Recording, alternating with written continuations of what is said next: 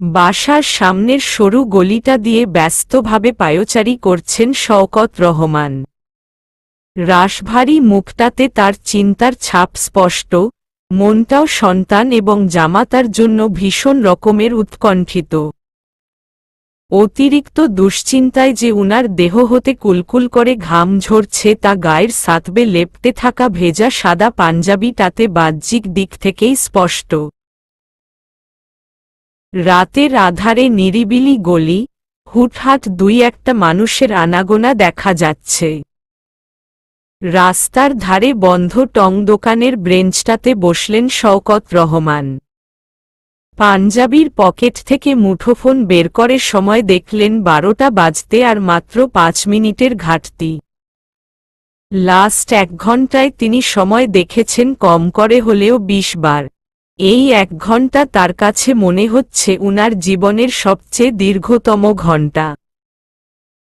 60 মিনিটে 1 ঘন্টা হলেও আজ তার কাছে 1 ঘন্টাকে একদিনের সমপরিমাণ মনে হচ্ছে, প্রয়োজনে তার থেকেও বেশি। অপেক্ষারত শওকত রহমান উঠে দাঁড়ানোর আগে সময়টা আরেকবার দেখলেন, রাত্রি 12টা বেজে 1 মিনিট। নতুন তারিখের সূচনা, কিন্তু তার অপেক্ষার পালা শেষ হচ্ছে না কিছুতেই। অবশেষে অপেক্ষার অবসান হল শওকত রহমানের। দূর হতে বাইকের হেডলাইটের আলো দেখে অশান্ত মনটা আরো বেশি ছটফট করে উঠল উনার। রাইফ এক টানে বাইক নিয়ে এসে দাঁড়িয়েছে শ্বশুরের সামনে। শওকত রহমান দ্রুত ছুটে এলেন, শারীরিক দিক থেকে দুজনকে স্বাভাবিক দেখে স্বস্তির শ্বাস ফেললেন। আব্বাজানের দেখা পেয়ে মীরার ভঙ্গুর মন মোচড় দিয়ে উঠল। ঝড়ো বর্ষণ নামার পূর্ব প্রস্তুতি দেখা দিল ভাষা ভাষা মায়াবী চোখ জোড়ায়। ঢোক গিলে নয়নজোড়া বন্ধ করে ঠিকরে বেরিয়ে আসা নোনা জল ভেতরেই চাপা দিল মীরা, ছিলে যাওয়া হাতের ক্ষত আড়াল করল ওড়নার ভেতর। নিজেকে শক্ত করল, বাবার সামনে নিজের ব্যথাতুর মুখটায় মৃদু হাসি ফোটাল। রাইফ এবং মীরার নিকট দুর্ঘটনার বিস্তারিত শুনে আল্লাহর দরবারে শুকরিয়া আদায় করলেন। এমন পরিস্থিতিতে মাথার পেছনে আঘাতপ্রাপ্ত রাইফ নিজেই ড্রাইভ করে আসার জন্য একচোট বকাও খেল শ্বশুর মহাশয় এর থেকে। রাইফ জানালো, সে বেশি রাস্তা ড্রাইভ করেনি, সিএনজিতে করে এসেছে পুরো রাস্তা। চেয়ারম্যানের ঠিক করে দেওয়া 20-22 বছরের ছেলেটা বাইক নিয়ে এসেছে তাদের পিছু পিছু। অনেক রাত হয়ে গেছে জন্য রাইফ আর তাদের আগাতে দেয়নি। বাকি পথ নিজেই যেতে পারবে জানিয়ে কৃতজ্ঞতা প্রকাশ করে বিদায় নিয়েছে তাদের থেকে। শওকত রহমান দুজনকে সাথে নিয়ে সিঁড়ি বেয়ে উপরে উঠলেন। 3 তলায় সদর দরজায় দুজনেই অপেক্ষারত মা এবং শাশুড়িকে দেখল কান্নারত চেহারায়। চাপা কান্না বাঁধ মানল না খাফিজা বেগম এবং রাজিয়া বেগমের। নিজ নিজ সন্তানকে বুকে আগলে নিয়েই হুহু করে কেঁদে উঠলেন দুজনে। মধ্যরাত্রি, ঘড়ির কাঁটা 1:30 ছুঁই ছুঁই। রাইফ মাথার পেছনে আঘাত পাওয়াতে অপেক্ষা না করে আজ দ্রুত শুয়ে পড়েছে মীরার আগেই। কোনো রকম ফ্রেশ হয়ে 2 লুকমা খাবার খেয়ে সালাত আদায় করেই মীরাও শুয়ে পড়ার প্রস্তুতি নিচ্ছে। বারান্দার লাইট জ্বালিয়ে রুমের আলো নিভিয়ে গুটি গুটি পায়ে নীরবে বিছানায় এসে বসল সে। বালিশের পাশ হতে মুঠোফোনটা হাতে নিল ফজরের সালাত আদায়ের উদ্দেশ্যে অ্যালার্ম সেট করার জন্য। সাধারণত বহুদিনের অভ্যাসরত মীরা অ্যালার্মবিহীন ফজরের ওয়াক্তে সজাগ পায়, কিন্তু আজকের কথা ভিন্ন। দুর্ঘটনার ধকল শেষে এমনিতেই আজ ঘুমাতে বেশ দেরি। তার উপর দেহের আঘাতপ্রাপ্ত স্থানের ব্যথা কমানোর জন্য হাই পাওয়ার পেইন কিলার খেয়েছে দুজনই। আজ ভোরে ঘুম থেকে ওঠার জন্য অ্যালার্মের সাহায্য নেওয়া মীরার জন্য সত্যি জরুরি। অ্যালার্ম সেট করে মীরা পুনরায় বালিশের পাশে রেখে দিল ফোনটা। যেহেতু বারান্দার লাইট অন, সেহেতু বাহিরের সেই আলো ঘরে প্রবেশ করে পুরো রুম আলোকিত করেছে বেশ। মীরা এক পলক তাকালো রাইফের দিকে। চিত হয়ে চোখের উপর হাত রেখে শুয়ে আছে রাইফ। ঘুমিয়ে গেছে নাকি সজাগ, ঠিক বোঝা যাচ্ছে না। নিচে ঝুলিয়ে রাখা পা দুটো তুলে ভাঁজ করে বিছানার উপরে বসল মীরা। ঢিলে হয়ে আসা হাত খোপাটা খুলে দিল, কোমর সমান চুলগুলো আলগোছে জায়গা করে নিল পুরো পিঠ সমেত। খোলা চুলে ঘুমানো মীরার ছোটবেলার অভ্যাস।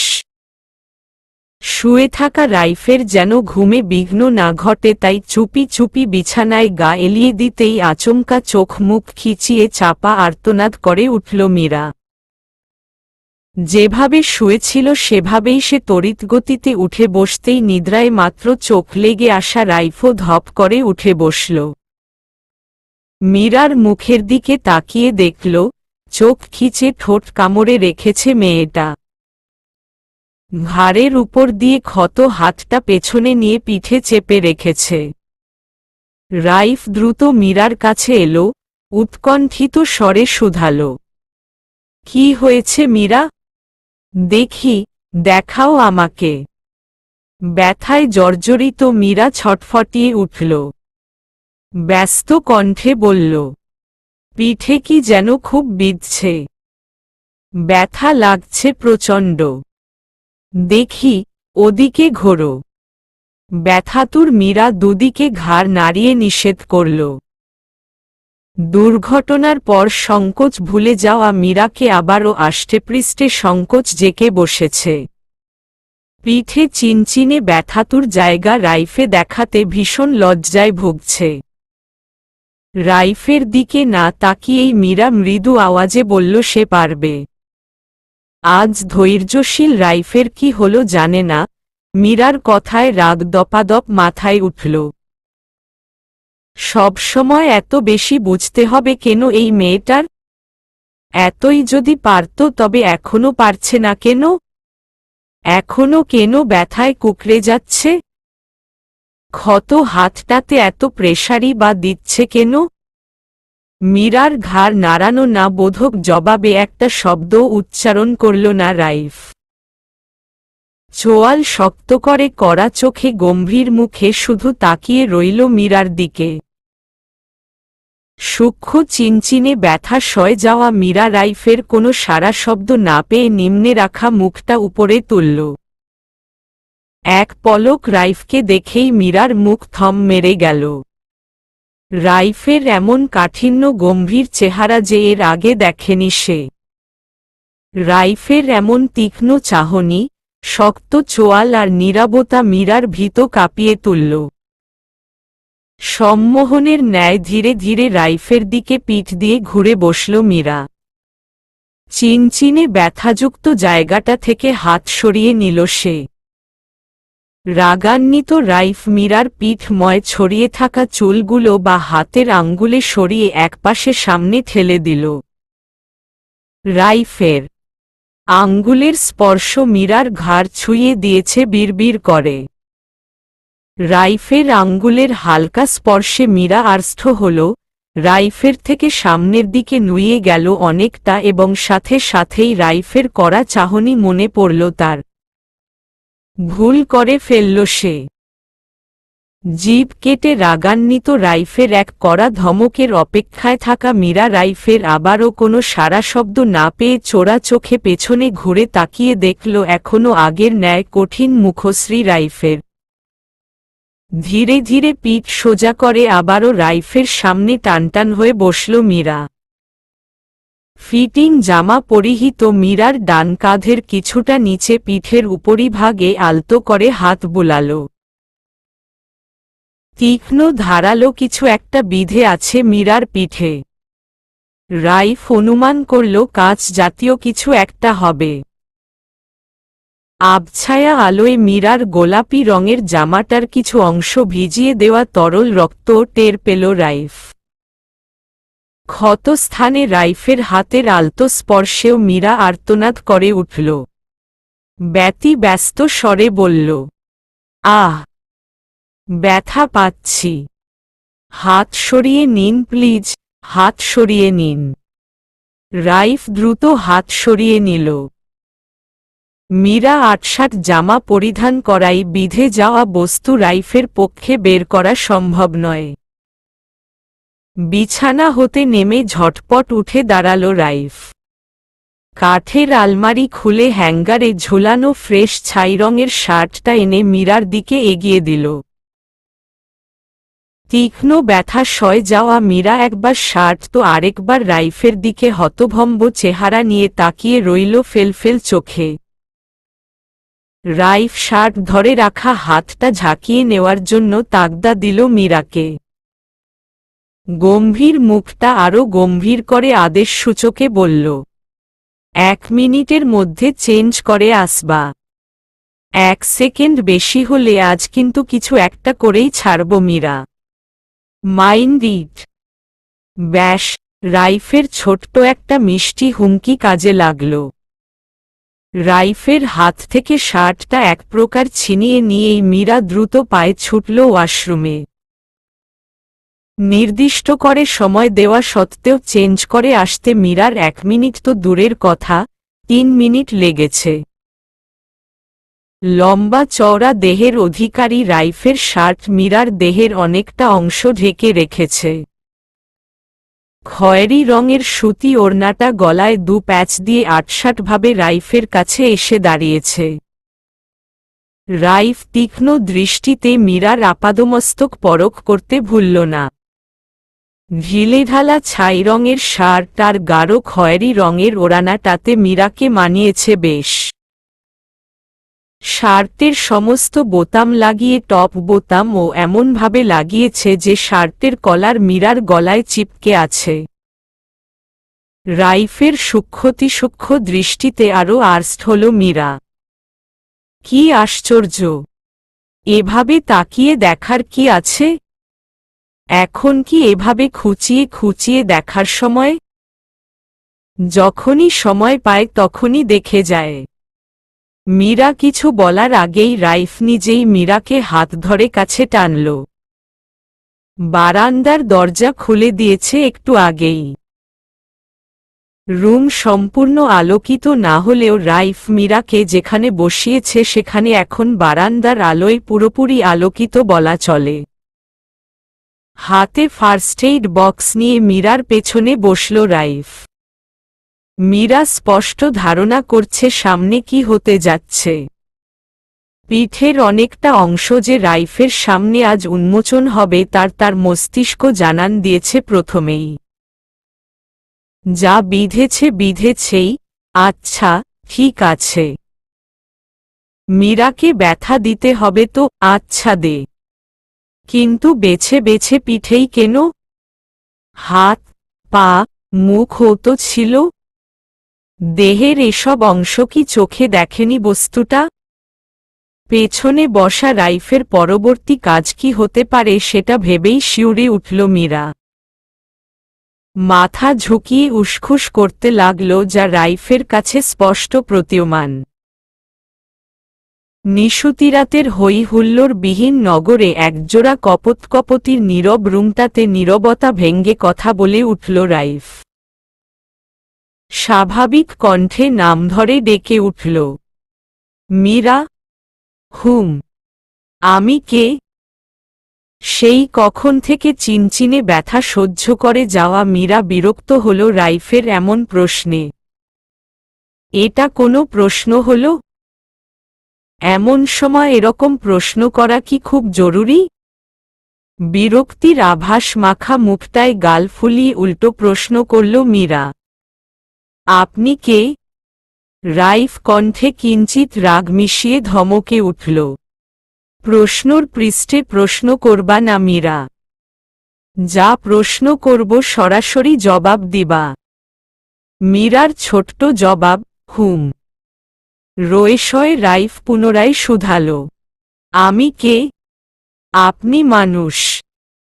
মীরার উত্তরে রাইফের গম্ভীর মুখটায় হাসি ফুটল। মেয়েটা বেশ দুষ্ট, কিন্তু প্রকাশ করে না। ঠোঁটে ঠোঁট চেপে আবারও শুধাল, কেমন মানুষ? প্রশ্নোত্তর পর্ব দ্রুত শেষ করার জন্য মীরার ফতাফত জবাব, লাজ লজ্জাহীন ভালো মানুষ। মুচকি হাসি ধীরে ধীরে প্রশস্ত হচ্ছে রাইফের ঠোঁটে। হাসি মাখা বদনে ভরাট গলায় পুনরায় শুধাল, লাজ লজ্জাহীন ভালো মানুষটা সম্পর্কে তোমার কি হয়? ছোট্ট একটা ঢোক গিলে মীরা কয়েক সেকেন্ড সময় নিয়ে মৃদু স্বরে জবাব দিল, স্বামী। আমি স্বামী হলে আমার অর্ধাঙ্গিনী তুমি। তোমার প্রতি আমার অধিকারগুলো কি পয়েন্ট আকারে বলতে হবে মীরা? এবার আর ফতাফত জবাব দিতে পারল না মীরা। সুকৌশলে রাইফ যে মীরাকে তার অবস্থান সুস্পষ্ট করে বুঝিয়ে সহজ করে তুলছে তা বুঝতে পুরোপুরি সক্ষম না হলেও কিছুটা হল। শুধু ডানে বায়া মাথা নাড়িয়ে মীরা বুঝিয়ে দিল তার প্রতি রাইফের অধিকার সমূহ বলার প্রয়োজন নেই। নীরব মীরার মাথা নাড়ানো দেখে মৌখিক উত্তরের জন্য অপেক্ষা করল না রাইফ। অনেকক্ষণ যাবৎ সয়ে যাচ্ছে মেয়েটা, আর কষ্ট দেওয়া উচিত হবে না। ছাই রঙের শার্টটা নিচের দিক থেকে উপরে তুলে উন্মুক্ত করল মীরার মেদহীন ফিনফিনে কোমর হতে পিঠের অনেকটা অংশ। ছোট্ট একটা ভাঙ্গা কাচ বিধে এতক্ষণে রক্ত জমাট করে ফেলেছে ক্ষতস্থানে। লম্বালম্বিভাবে আঁচড় ও লেগে কেটে অনেকটা। রাইফ বুঝতে পারল এটা সেই ট্রাকেরই ভাঙ্গা গ্লাসের টুকরো। বজ্জাত কাচ এখানেও পিছু ছাড়েনি। দ্রুত হস্তে কাচটা টেনে বের করতেই ছটফটিয়ে আর্তনাদ করে উঠল মীরা। ফার্স্ট এইড বক্স হতে সরঞ্জামদি বের করে পরিষ্কার করে দিল ক্ষত স্থানটুকু। সামান্য নরম তুলার ছোঁয়াতেও ব্যথায় বারবার কুকড়ে যাচ্ছে মীরা। থেমে থেমে আর্তনাদ করে উঠছে মৃদু স্বরে। পুরোপুরি পরিষ্কার শেষে এক হাতে ধরে রাখা শার্টটা ছেড়ে দিল রাইফ, ঢেকে দিল মীরার ফর্সা পিঠ। মীরাকে আরামদায়ক অনুভব করাতে তার গলার কাছে লাগানো বোতামটাও খুলে দিল নিজ হাতে। সামনে এক পাশ করে রাখা চুলগুলো পিঠে ছড়িয়ে দেওয়ার জন্য হাত বাড়াতেই রাইফের চক্ষু আটকে গেল গৌরবর্ণের ঘাড়ে কৃষ্ণবর্ণের ক্ষুদ্র তিলটায়। মধ্যরাত্রি। ঘড়ির কাঁটা টিকটিক করে সেকেন্ডের পর সেকেন্ড থেকে শুরু করে ঘণ্টা অতিক্রম করে 2টা বেজে গেছে। এত রাতেও ঘুম আসছে না শওকত রহমানের। এপাশ ওপাশ করে ছটফট করছেন, তবুও ঘুমাতে পারছেন না।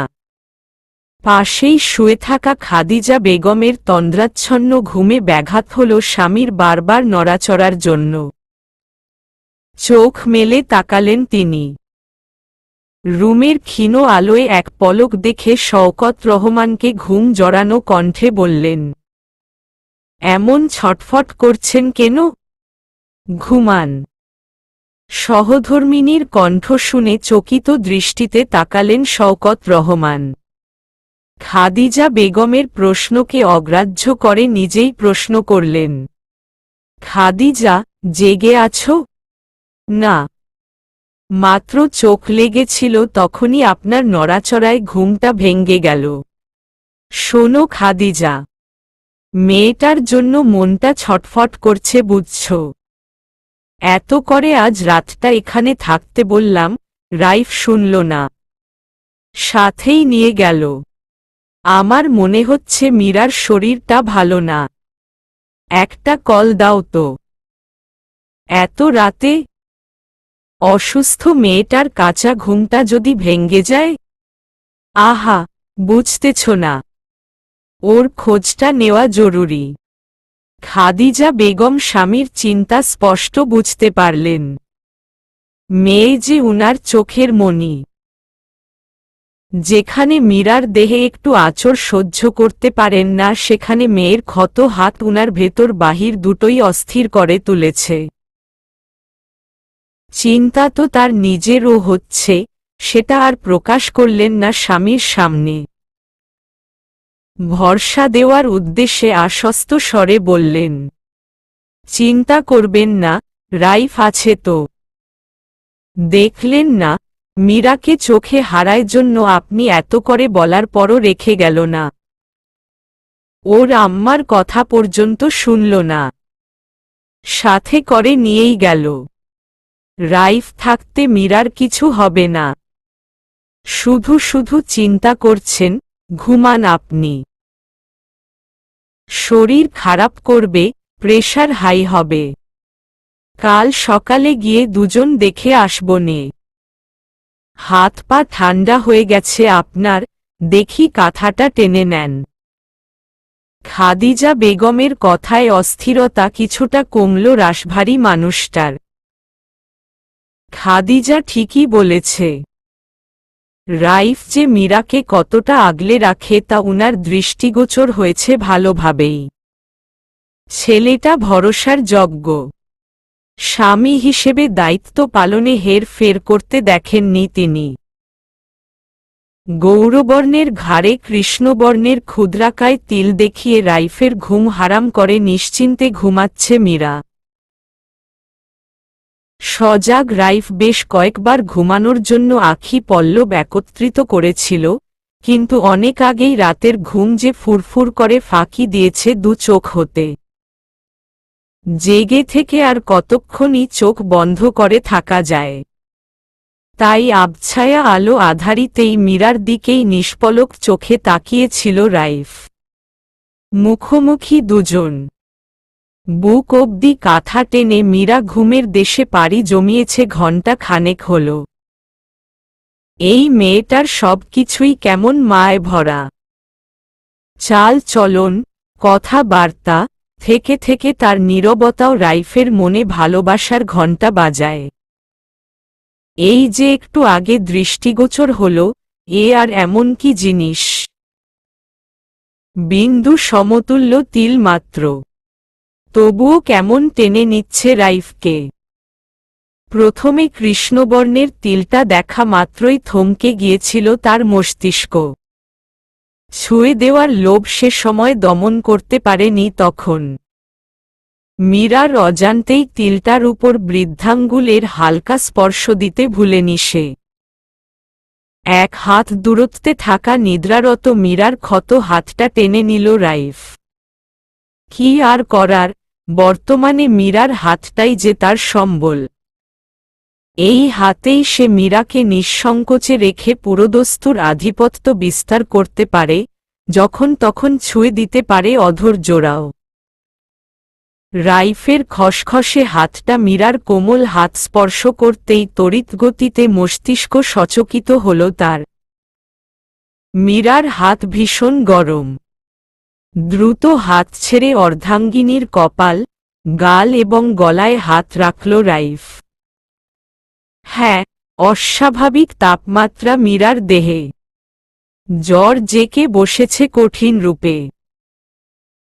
মীরা উষ্ণ গলায় রাইফের শীতল হাতের সংস্পর্শে নড়েচড়ে উঠল। ঘুমের ঘোরে অন্যদিকে পাশ ফিরে বুক অবধি গায়ে জড়ানো কাঁথাটা গলা অবধি টানল। ঘুম ঘুম কণ্ঠে বিড়বিড় করে বলল, শীত লাগছে খুব। ইস, আপনার হাতটা এত ঠান্ডা। ঘুমের মাঝে কথাটুকু বলেই আবারও ঘুমের দেশে তলিয়ে গেল মীরা। রাইফের কপালে চিন্তার সূক্ষ্ম ভাঁজ দৃশ্যমান। আজকের দুর্ঘটনায় সবথেকে এই মেয়েটাই বেশি ক্ষতিগ্রস্ত হয়েছে। হাতে ক্ষত, পিঠে ক্ষত, শরীরের ব্যথা আর বুক ভরা আতঙ্ক তো আছেই। সব মিলিয়ে শেষ পর্যন্ত জ্বরটাও পিছু ছাড়েনি, জেকে বসেছে ঘুমন্ত মীরাকে। আচ্ছা, এত কিছু যখন আঁকড়ে ধরেছে তখন রাইফ কেন বাদ যাবে? মীরার উপর যেখানে রাইফের সবথেকে বেশি ঘনিষ্ঠ থাকার কথা সেখানে এই ঝঞ্ঝাটগুলোই উল্টো মাথা উঁচিয়ে অধিকার ফলাচ্ছে। কেউ হাতে, কেউ পিঠে তো কেউ পুরো অঙ্গ জুড়ে। আর তিল, সে তো আঙ্গার করে দিচ্ছে রাইফের হৃদয়ে। রাইফ মীরার কাছে এলো সামান্য দূরত্ব বজায় রেখে। মীরার মাথায় আলতো করে হাত বুলিয়ে ডেকে উঠল নাম ধরে। বেশ কয়েকবার ডাকার পর মীরা জবাব দিল হ্যাঁ বোধকে। রাইফ শান্ত কণ্ঠে বলল, মীরা, উঠো একটু।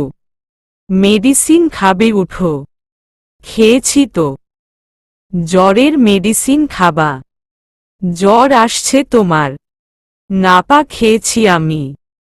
কথাটা বলেই কাঁথাটা মাথা অবধি টেনে নিবে এমন সময় মীরার স্নায়ু পুরোপুরি কাজ করল। অবাক কণ্ঠে শুধাল, আমার জ্বর এসেছে? রাইফ আহাম্মক হল, সাথে কিছুটা কনফিউজড ও বটে। বলে কি এই মেয়ে নিজের জ্বর কি নিজে টের পাচ্ছে না, নাকি রাইফেরই ভুল? সন্দেহ দূর করতে মীরার উত্তপ্ত গালে হাত রাখতেই ছ্যাতো করে উঠল। ঘুম কাতুরে মীরা চেতে গিয়ে বলল, সাপের গায়ের মতো ঠান্ডা কেন আপনার হাত? হাত গরম করেন আগে, ঠান্ডা লাগছে আমার। আমার হাত ঠিক আছে মীরা, তোমার শরীর ঠিক নাই। জ্বর আসছে। উঠো। মীরার ঘুম ছুটে গেল। সত্যি ভীষণ রকম জ্বর এসেছে তার। এজন্যই ঘুমের মাঝে বারবার কেঁপে কেঁপে উঠছিল সে। কি একটা আগডুম বাগডুম স্বপ্নের জন্য জ্বর অনুভব করতে পারেনি। মৃদু শীত লাগাটাকেও স্বপ্নেরই অংশ মনে করেছিল এতক্ষণ। হুঁশ ফিরতেই ধরাম করে উঠে বসল, নিজের হাত দিয়েই নিজের কপালগলায় হাত ছোঁয়াল। শরীর গরম। আসলেই জ্বর আসছে কিনা নিশ্চিত হতে নিজের শরীরের তাপমাত্রা আর রাইফের শরীরের তাপমাত্রার পার্থক্য নির্ণয় করতে মীরা সামনেই এক হাতের উপর ভর দিয়ে কাত হয়ে শুয়ে থাকা শ্যামবর্ণের সুপুরুষটার কপালে হাত রাখল আচমকা। মীরার এমন আচরণে কিছুটা কনফিউজড রাইফ পুরোপুরি কনফিউজড হল। এমন অদ্ভুত কর্মকাণ্ডে তার হাসিও পেল বেশ। জ্বরাক্রান্ত মীরা রাইফের হাসি দেখে থতমত খেল। রাইফের গলায় হাত রাখতে যাবে এমন সময় দ্রুত হাত সরিয়ে নিল। মীরার থতমত চাহনি রাইফের মুখে এক প্রস্থ হাসি ফুটিয়েছে। ধীরে সুস্থে নিজেও উঠে বসল মীরার মুখোমুখি। পরপর প্রশ্ন করল কয়েকটা। কি বুঝলা? শরীর কি গরম আমার? জ্বর আছে? না। রাইফ মীরার একটা হাত টেনে নিজের কপাল ছোঁয়াল। সময় নিয়ে কপাল থেকে গালে এবং ধীরে ধীরে গলায়। দুদিকে মাথা নাড়াল রাইফ, মীরাকে বুঝিয়ে দিল আসলেই তার জ্বর আসেনি। এবার গলা থেকে কিছুটা নিম্নে এনে হাত থামাল রাইফের বলিষ্ঠ বুকের বা পাশে। মীরার হাতটা বুকে চেপে ধরে ভরাট গলায় নীরব রুমে গমগমে আওয়াজ তুলে বলল, এসেছে। এদিকটায় পড়ছে। আগ্নেয়গিরির লাভার ন্যায় পড়ছে। ছাই হয়ে উড়ে যাওয়ার আগে তোমার তপ্ত দেহটার সান্নিধ্য পেতে চাই মীরা। তোমার জ্বরাক্রান্ত দেহটাই পারবে আমার দগ্ধ হয়ে যাওয়া বা পাশটাকে শীতল করতে, আমাকে সুখানুভূতি দিতে। মীরা নির্বাক শ্রোতার ন্যায় ধ্যান মেরে শুনে যাচ্ছে রাইফের কথা। স্বামীর মুখে উচ্চারিত এক একটা শব্দের মর্ম অনুধাবন করছে গভীরভাবে। রাইফের গাঢ় স্বরের আকুল আবেদন মীরার ভেতর বাহির উথালপাতাল করে তুলছে। তবুও মৌন মীরা মৌন থেকে গেল সেকেন্ডের পর সেকেন্ড। রাইফ হতাশ হয়ে চাপা দীর্ঘশ্বাসটা আড়াল করে শুয়ে পড়ল আগের ন্যায়। তার শান্ত মুখশ্রী এক পলক দেখতে ভুলল না মীরা। না রাগ না অভিমান, কিছুই ফুটে ওঠেনি রাইফের চৌকস চেহারায়। লাজুক মীরা আজ সাহস পেল যেন। হয়তো জ্বরাক্রান্ত দেহটাও রাইফের সান্নিধ্য পেতে মরিয়া হয়ে উঠেছে। জ্বরের তোপে শীত শীত অনুভব করা মীরার দেহ রাইফের বুকের উষ্ণতা লুটে নিতে চাচ্ছে। নাকি রাইফের মাদকতা মেশানো আকুল আবেদনকে অগ্রাহ্য করতে পারছে না মীরা? কে জানে, এত কারণই বা দর্শাতে হবে কেন? দূরত্ব ঘোচাতে এত কারণ খোঁজার কি আছে? এলোমেলো খোলা চুলগুলো ঘাড় থেকে সরিয়ে বা পাশে টেনে সামনে নিল সে। রাইফ মীরার সবকিছুই অনুধাবন করেছে এতক্ষণ। এই মেয়েটাকে চেনে সে। কোনো কিছু করার আগে যে সে দীর্ঘ ভাবনায় পতিত হয় সেটাও তার অজানা নয়। ইচ্ছাকৃতভাবে এগিয়ে যেতে নারাজ সে। আবার বিপরীত পক্ষ থেকে একটু ইশারা পেলেই ঝটপট কাজে লেগে যায়। রাইফ মীরার জোরতা দূর করতে একটু সাহায্য করল। চিত হয়ে শুয়ে থাকা রাইফ কাত ঘুরল। পেশিবহুল বাম হাতটা মেলে দিল পাশে। কাঁচুমাচু করতে থাকা মীরা রাইফের এক ধাপ এগিয়ে আসাতে স্বস্তি পেল। সময় নিয়ে ধীরে সুস্থে রাইফের দিকে পিঠ দিয়ে শুয়ে পড়ল। বালিশের উপর রাখা পেশিবহুল বা হাতের উপর মাথাটা রাখতেই মীরার পেটের উপর রাইফের শক্তপোক্ত ডান হাতটা আঁকড়ে ধরে টেনে নিল, দুজনের মাঝের দূরত্ব ঘুচিয়ে দিল পুরোটায়। কাঙ্ক্ষিত নারীকে আষ্টেপৃষ্ঠে জড়িয়ে নিল, বাহু বন্ধনে আবদ্ধ করল নিবিড়ভাবে। একে অপরের সাথে মিশে গেল, সজ্ঞানে মীরা নতুন অনুভূতির সাক্ষী হল। রাইফের বুকের উষ্ণতা কুড়িয়ে নিল, ইচ্ছাকৃতভাবে আজ নিজেই রাইফের হাতের উপর হাত রাখল। রাইফের হাতের উল্টো পিঠের উপর দিয়েই আঙুলে আঙ্গুল গুজল। কাঠোকাঠ হয়ে পড়ে রইল রাইফের দু বাহুর বন্ধনে। কখনো মীরার মেয়েলি সুবাস টেনে নিচ্ছে রাইফ, কখনো বা মুখ ডুবিয়ে লাজুকলতার চুলের ঘ্রাণ। সময়ের পর সময় অতিবাহিত হচ্ছে। বুকের সাথে জড়িয়ে রাখে মীরা থেকে শুরু করে এই শহরের কাকপক্ষীরাও ঘুমিয়ে গেছে, অথচ রাইফের ঘুম নেই এখনো। না, এভাবে আর থাকতে পারছে না রাইফ। তার বেহায়া মনটা আরো বেশি বেহায়া হল, অবাধ্যতার চূড়ান্ত পর্যায়ে পৌঁছে গেল যেন। মীরার ঘাড়ে পড়ে থাকা চুলগুলো সরিয়ে দিল সতর্কতার সহিত। বাহির থেকে ঘরে প্রবেশ করা আলোতেই মনোযোগ দিয়ে দেখল সেই ক্ষুদ্র তিলটা। বৃদ্ধাঙ্গুলি দিয়ে হালকা করে ঘষে দিল কয়েকবার। মাথা কিঞ্চিত উঁচু করে মীরার উষ্ণ ঘাড়ে রাইফের শীতল ঠোঁট জোড়া ছুঁয়ে দিল ছোট্ট করে। আচমকা স্পর্শে বাহুবন্ধনে পড়ে থাকা মীরা ঈষৎ কেঁপে উঠল। মৃদু কম্পনও স্পষ্ট অনুভব করল রাইফ। এতক্ষণ কাঠোকাঠ হয়ে পড়ে থাকা মীরা যে তার ন্যায় সজাগ বুঝতে সময় লাগল না। ভালোই হল, সুখানুভব তবে দুজনেরই হোক। রন্ধ্রে রন্ধ্রে প্রবেশ করুক সঙ্গিনীর অধরের মিষ্টি ছোঁয়া। রাইফ মীরার কানের কাছে মুখ আনল, দুঠোঁট হালকা করে ছুঁয়েও দিল নরম লতিতেও। কণ্ঠ যথেষ্ট খাদে নামিয়ে ফিসফিসিয়ে বলল, ভয় পেও না, বেশি না, জাস্ট 5টা মিনিট। আজ অন্য কোথাও না, তোমার ঘাড়েই শুধু আমার দখলশোধ বসাব। আমার গাঢ় স্পর্শ শুধু তোমার ক্ষুদ্র তিলটাতেই ছড়াব। দিনের মধ্যভাগ। সূর্যরশ্মি লম্বালম্বিভাবে প্রখর তাপ দিচ্ছে ধরণীতে। আজ একটু দেরি করেই ঘুম থেকে ওঠে শাশুড়ির সাথে নাস্তা করে রাইফ অফিসে চলে যেতেই পুনরায় ঘুমিয়ে পড়েছে মীরা। রাইফ যেন আজ অফিস না যায় সেজন্য অনেকবার বারণ করেছিল সে। কিন্তু জরুরি অফিসিয়াল কাজ থাকায় ছুটি নেওয়ার সুযোগ হয়নি রাইফের। রাতে পেইন কিলার খাওয়ার জন্য অবশ্য রাইফের মাথার পেছনে পাওয়া আঘাত অনেকটাই সেরে উঠেছে, ব্যথাও কমে গেছে বেশ।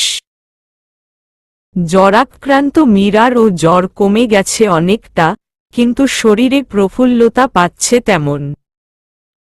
ঝিমানো শরীরটা বারবার বিছানা টানছিল শুধু। সেই যে সকালের নাস্তা শেষে বাবা মায়ের সাথে এক ফোকর দেখা করে এসেই ঘুমিয়েছিল, সজাগ পেল ভর দুপুরে বিছানার উপর অবহেলায় পড়ে থাকা মুঠোফোনের কর্কশ আওয়াজ এবং কম্পনে। ঘুমুঘুম চোখ জোড়া দুহাতের উল্টো পিঠের সাহায্যে ডলে ওঠে বসল। মুঠোফোনটা হাতে নিতেই দেখল ঝকঝকে স্ক্রিনে জ্বলজ্বল করে ভাসছে গোলার মালা লেখাটা। উর্মি কল করেছে। সকালেও দিয়েছিল বেশ কয়েকবার।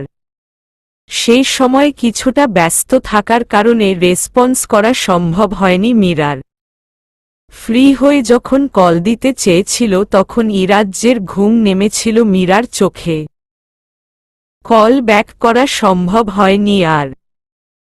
মুখাবয়বের দুপাশ বেয়ে বুকের উপর ছড়িয়ে থাকা এলোমেলো চুলগুলো কানের পিঠে গুজে নিয়ে বৃদ্ধাঙ্গুলির সাহায্যে মীরা কল রিসিভ করতে দেরি, অপর প্রান্ত হতে হুড়মুড় করে উর্মির ঝাঝালো কণ্ঠ ভেসে আসতে দেরি হয়নি। ক্ষোভ মিশ্রিত কণ্ঠে চেঁচিয়ে বলছে, 2 সপ্তাহ হয়নি বিয়ে হইছে তাতেই বড়লোক হয়ে গেছিস তাই না? এত বার করে কল দেই, রিসিভ করিস না। ব্যস্ত ছিলাম রে। যখন ফ্রি হলাম তখন আবারও ঘুমাই গেছিলাম। মীরার কথার সূত্র ধরেই উর্মির প্রশ্ন, কেন?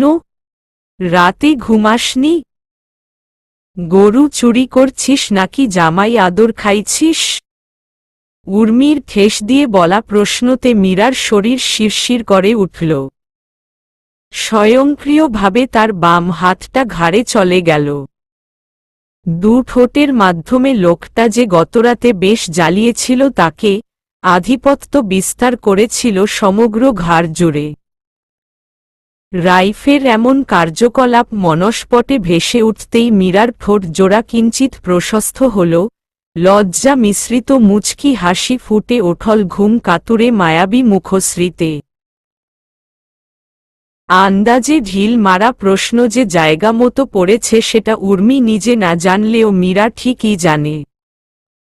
বুদ্ধিদীপ্ত মীরা কিছুটা কৌশলের সহিত এমনভাবে উত্তর দিল জামাইয়ের আদর, যে উর্মি সত্য কিনা মিথ্যা ধরতে পারল না। শুধু আফসোসের কণ্ঠে বলল, তোরই সময় মীরু, এসব আর বলিস না। না না, ভুলেও না। জামাই পাইছস, আদরও পাইছস। আমার আর কে আছে বল? তোর জন্য দারোয়ান ব্যাটা আছে তো। চেতে গেল উর্মি। যাকে সে জমের মতো ভয় পায় তার কথা বলেই খোঁচা দিচ্ছে। পাইছেটা কি মীরা? ঈষৎ রাগ প্রকাশ করে ধমকের স্বরে বলল উর্মি। ফালতু কথা বলবি না মীরু। রাইফ ভাইয়ের সাথে থাকতে থাকতে আজকাল তুই ও কেমন উল্টা পাল্টা বলিস। আমার জোন মনে হয় সুইজারল্যান্ড আছে বুঝছিস। হেঁটে হেঁটে আসতেছে তাই সময় লাগছে। উর্মির অযৌক্তিক কথা শুনে ফিক করে হেসে দিল মীরা। জামাই তার সুইজারল্যান্ড থাকে, কিন্তু আসছে হেঁটে হেঁটে। বাহ, কি মারাত্মক যুক্তি! না না, অসম্ভব। এটা যুক্তি হতেই পারে না।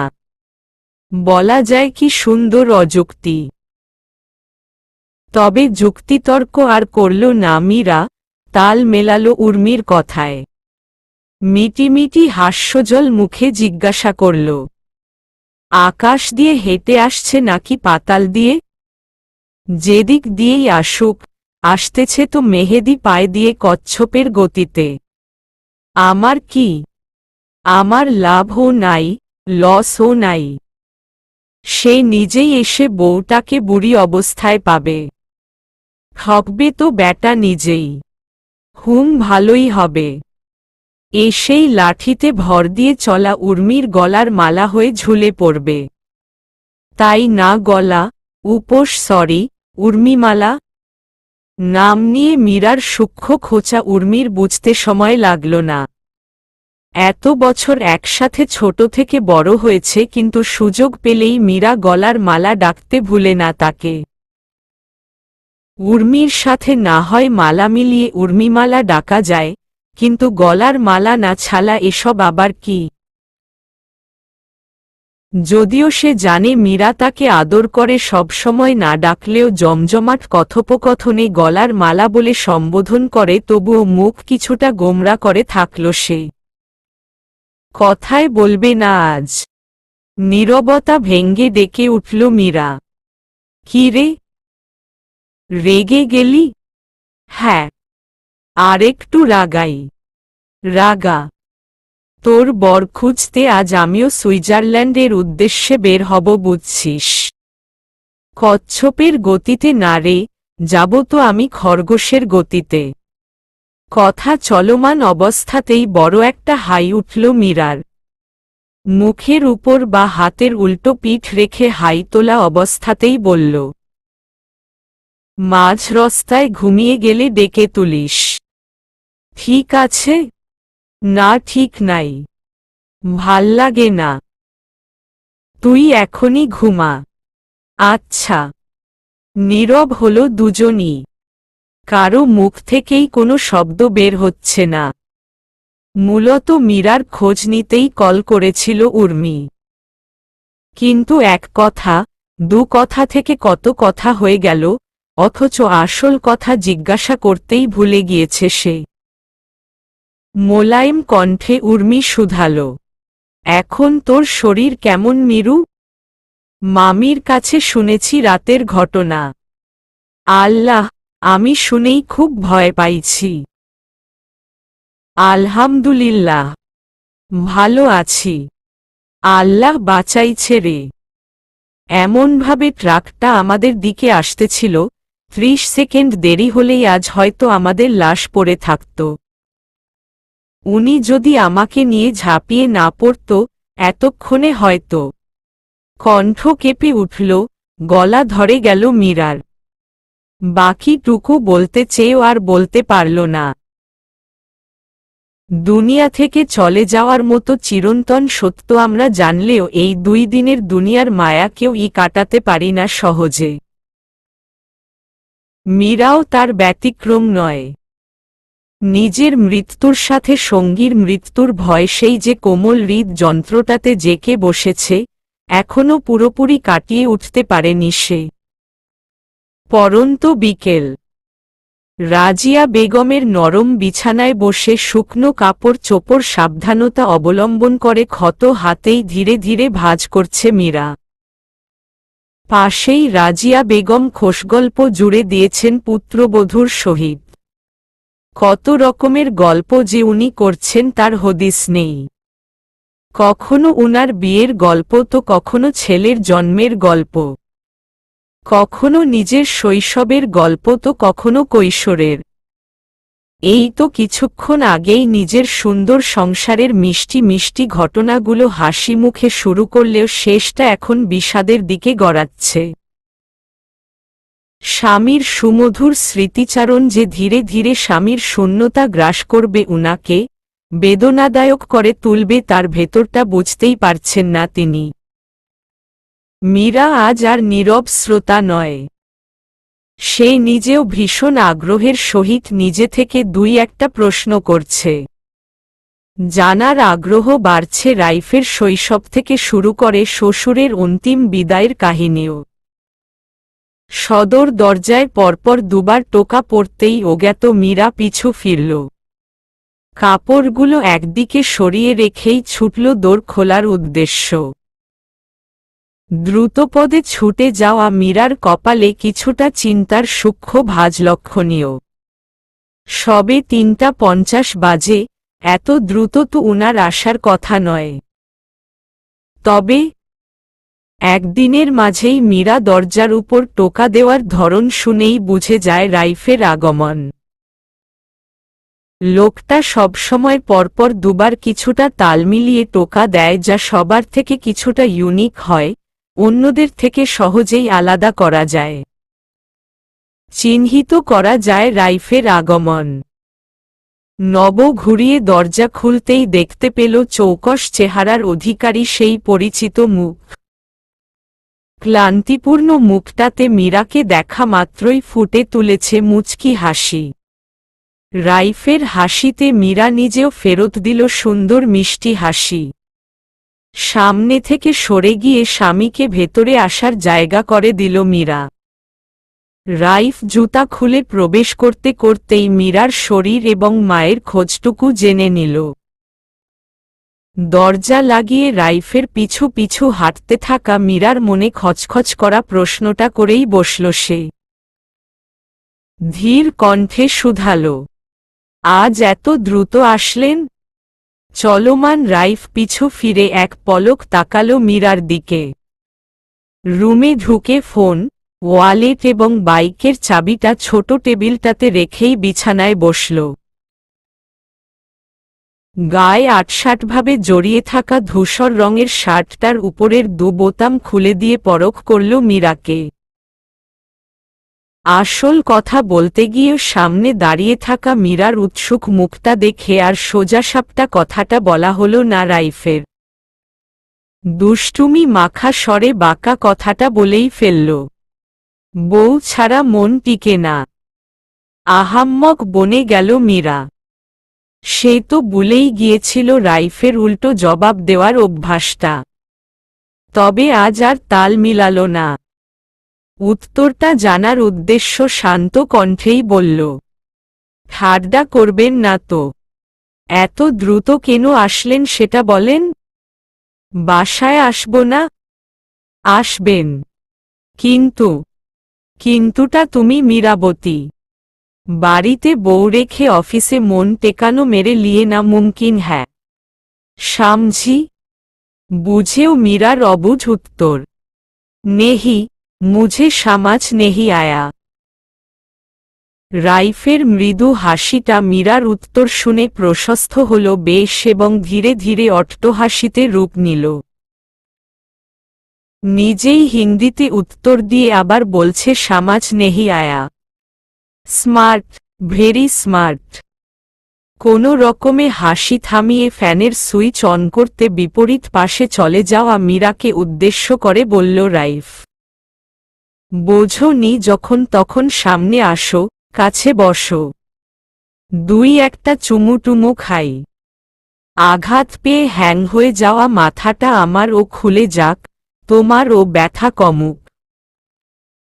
রাইফের এমন খোলামেলা কথায় ফ্যানের সুইচ অন করতে থাকা মীরার হাত থেমে গেল, কান গরম হল অস্বাভাবিকভাবে।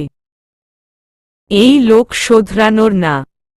এখন কথা বাড়ানো মানেই রাইফের ইঙ্গিতপূর্ণ কথাতে আরও লজ্জাকর পরিস্থিতিতে পড়া।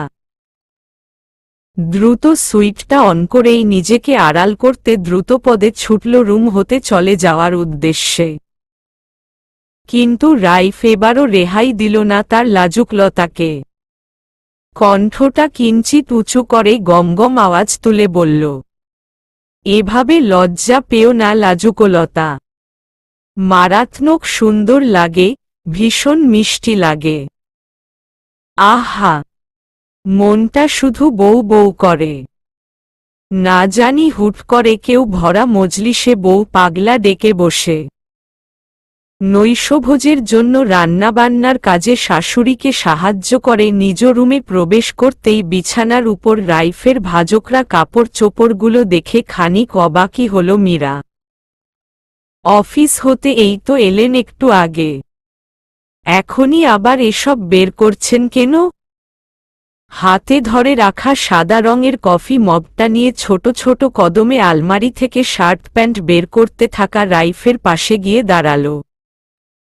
গলা খাকারি দিয়ে দৃষ্টি আকর্ষণ করার চেষ্টাও করল সে। সক্ষম হল, মীরার অস্তিত্ব বুঝতে পেরে পিছু ফিরে তাকাল রাইফ।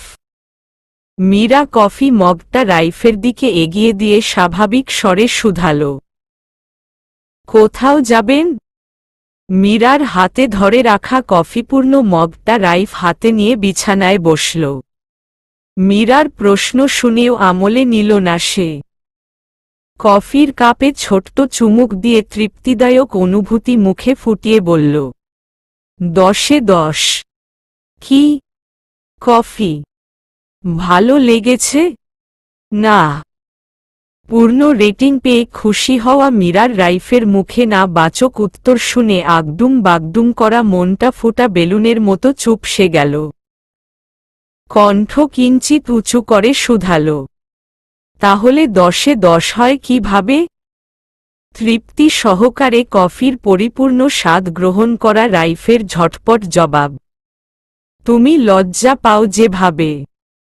লজ্জাজনক কোনো কাজ না করেই শুধুমাত্র কথার জালে ফাঁসিয়ে মীরাকে ফের লজ্জায় ফেলল রাইফ। মুখোমুখি দাঁড়িয়ে কথা বলতে থাকা মীরা ঘুরে দাঁড়াল রাইফের থেকে। ঠোঁটের কোণে ফুটে ওঠা মৃদু হাসি লুকাতে এগিয়ে গেল আলমারির সামনে। শুধু শুধু এটা সেটা নাড়াচাড়া করে কণ্ঠে কিঞ্চিত রাগ মিশিয়ে শুধাল, আপনি কি কোনো দিনও সোজা কথা বলবেন না? বিছানায় বসে থাকা রাইফ উঁচু করে রাখা বালিশে হেলান দিল আরামের খোঁজে। কণ্ঠে জোর দিয়ে বলল, অবশ্যই বলবো। এখনই শুনতে চাও নাকি পরে? মীরা মনে মনে আগ্রহ প্রকাশ করল। এই কদিনে তো খুব বেশি একটা সোজা কথা বলেননি, আজ যখন বলতে চাচ্ছে তখন শুনতে আর দেরি কিসের? ঝটপট জবাব দিল সে, এখনই। মীরার স্পষ্ট জবাব শুনেও রাইফ আরেকবার নিশ্চিত হতে প্রশ্ন করল, এখনই? হ্যাঁ এখনই। রাইফ উপর নিচ ঘাড় নাড়িয়ে পাশের জায়গাটুকু ইশারা করে বলল, এদিকে আসো। দূর থেকে ভুলভাল শুনে ফের দোষ দিবা আমার। আলমারির কপাট বন্ধ করে ছোট্ট ছোট্ট পা ফেলে রাইফের সামনে এসে দাঁড়াল মীরা। মীরার আগাগোড়া পরখ করে রাইফ কিছু বলল না, শান্ত চোখে তাকিয়েই রইল শুধু। মীরা যেন বুঝতে পারল রাইফের তীক্ষ্ণ নজরে ধমকে বলা উজ্জ্ব কথাটুকু। রাইফের বাম দিকে ফাঁকা জায়গাটুকুতে বসে নীরবে নিজের অবস্থান জানান দিল। ডান হাতে মগ ধরে রাখা রাইফ পিঠ টানটান করে সোজা হয়ে বসল। কাছাকাছি এসে দুজনের মাঝের দূরত্বটুকু ঘুচিয়ে দিল মুহূর্তের মাঝে। পেশিবহুল বাম হাতটা দিয়ে জড়িয়ে নিল সহধর্মিণীকে। ঘাড় ঘুরিয়ে মীরার মায়াবী মুখশ্রীতে গভীরভাবে তাকাল। এই মেয়েটার মায়াভরা মুখটাতে রাইফ যতবার তাকায় ততবারই তার বক্ষ পিঞ্জর ছলাৎ করে ওঠে। এই তো গুনে গুনে 10 দিন আগে মীরাকে ঘরে তুলে এনেছে সে নতুন পরিচয়ে। চাইলে প্রথম দিনই স্বামীর অধিকারটুকু আদায় করে নিতে পারত রাইফ। কিন্তু সুখকর মুহূর্তগুলোর একতরফা অনুভূতি নিতে ইচ্ছুক নয় সে। এত তাড়াহুড়ো নেই রাইফের মাঝে।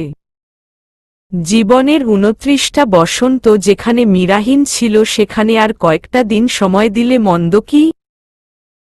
এই কয়দিনে না হয় ভাব জমুক দুজনের, প্রেম হোক, প্রেমালিঙ্গন হোক। মীরার প্রতি যেমন রাইফের টান, তার প্রতিও মীরার টান তৈরি করা আবশ্যক লেগেছে রাইফের। অবশ্য যথেষ্ট সফলও হয়েছে সে। গতকাল অর্থাৎ দুর্ঘটনার সময় মীরার মুখশ্রী হতে কণ্ঠনালীতে নিজের জন্য যে আতঙ্কিত রূপ দেখেছে সে, তাতেই প্রকাশ পায় মীরার অস্তিত্ব জুড়ে এখন শুধুই রাইফের বসবাস। রাইফের প্রতি ভালোবাসা কিংবা ভালোলাগা সমূহ ইন্ট্রোভার্ট স্বভাবের মেয়েটা সহজে প্রকাশ করতে পারে না শুধু। এই যে এক বাহুতে আবদ্ধ হয়ে আছে মেয়েটা, চাইলে রাইফ এক লহমায় পুরোপুরি নিজের করে নিতে সক্ষম। কিন্তু মীরার অনুভূতিগুলো এতে ফিকে হতে পারে কিছুটা। এক বিন্দুও ফিকে হতে দিতে ইচ্ছুক নয় সে। সঠিক ক্ষণ যে খুব নিকটে তা রাইফ জানে।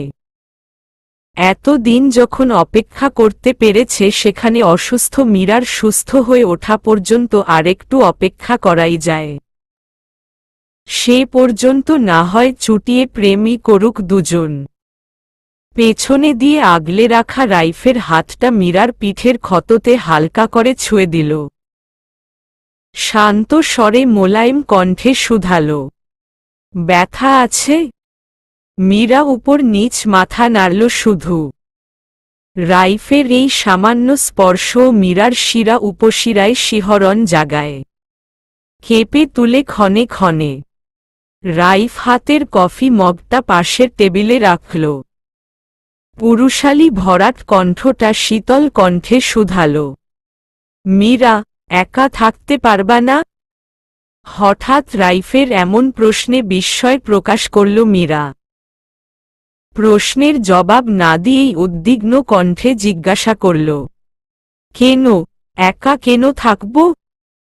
ইমার্জেন্সি অফিসিয়াল কাজ পড়ে গেছে মীরা। 4 দিনের জন্য ঢাকা যেতে হবে। খুব ইম্পর্টেন্ট। জরুরি না হলে এই অবস্থায় তোমাকে এভাবে রেখে যেতাম না। উত্তর শুনে মীরা রাইফের এতক্ষণ ধরে আলমারি থেকে কাপড় চোপড় বের করার ব্যাপারটা বুঝল, সাথে একা থাকতে বলা কথাটাও। শরীর যেমন মীরার খারাপ, তেমন রাইফেরও তো খারাপ। লোকটির মাথার পেছনে পাওয়া আঘাতটা যে অনেকাংশে ফুলে জখম হয়েছে, নীলচে বর্ণ ধারণ করেছে পুরোটাই। মীরা মিনমিন করে প্রশ্নসূচকে বলল, শুধু আমার কথা চিন্তা করছেন, আপনার কথা ভাবছেন না কেন? আপনার শরীরটা অত ভালো না। এই অবস্থায় আপনার যাওয়াটা উচিত হবে না। মীরার কথায় স্পষ্টরূপে রাইফের জন্য উৎকণ্ঠা প্রকাশ পাচ্ছে। ক্ষণিকের মাঝেই ভালো লাগার আবেশ ছড়িয়ে গেল রাইফের হৃদয় জুড়ে। ঠোঁটের কোণায় মুচকি হাসি ফুটিয়ে শুধালো, চিন্তা হচ্ছে? সাথে সাথেই মীরার নিঃসংকোচ দ্বিধাহীন জবাব, হুম। অর্ধাঙ্গিনীর এই ছোট্ট জবাবে রাইফের মুখের মুচকি হাসি বিস্তৃত হল। জড়িয়ে ধরে রাখা হাতটা দিয়ে নিজের কাছে আরেকটু চেপে নিল। দীঘল কালো কেশরাশিগুলো লম্বা বেনি করে রাখা মীরার মাথায় ছোট্ট করে চুমু এঁকে দিল রাইফ। গাঢ় কণ্ঠে বলল, ভালো লাগছে, সত্যি ভীষণ ভালো লাগছে। আমার জন্য চিন্তা করার মানুষ বেড়েছে, 1 থেকে আজ 2 হয়েছে। 10টার বাস। নৌশোভোজ সেরে গন্তব্যের উদ্দেশ্যে তৈরি হয়েছে রাইফ। কালো রঙের টি-শার্টের সাথে জিন্স পরেছে লম্বা চওড়া পুরুষটি। শেষ সময়ে নিত্যদিনের ব্যবহৃত পারফিউমটা দিয়ে নিল। পানি ভর্তি ছোট্ট মাম পটটা এনে রাইফের ব্যাগে দিয়ে দিল মীরা। রাইফ এগিয়ে এলো তার দিকে। কেন যেন আজ মীরাকে রেখে যেতে ইচ্ছা করছে না রাইফের। কলিগরা সাথে না থাকলে নিশ্চিত সাথে করেই নিয়ে যেত। পিছু ফিরে রাইফকে দেখে বলল মীরা, চার্জার আর পাওয়ার ব্যাংক এই সাইডে, মেডিসিন এখানে, পানির মামপট এখানে। আর তুমি কোথায়? রাইফের মুখে হুটহাট অন্যদিকে মোড় ঘুরিয়ে বলা কথাটা শুনে মীরা স্তব্ধ হয়ে গেল, তবে ঘাবড়াল না। এতক্ষণ বসে থাকা মীরা উঠে দাঁড়াল। এতদিনের গুটিয়ে থাকা মীরা সাহসিকতার পরিচয় দিয়ে 1 পা এগিয়ে গিয়ে সম্মুখে দাঁড়িয়ে থাকা রাইফের বুকের বা পাশে কোমল হাতটা রাখল। রাইফের তীক্ষ্ণ চোখে চোখ রাখতে চেয়েও পারল না। খুব নিকটে দাঁড়িয়ে থাকা সুপুরুষটির গলায় দৃষ্টি আবদ্ধ করে নিচু আওয়াজে বলল, এখানে। আমি আছি ঠিক এখানে, খুব যতনা।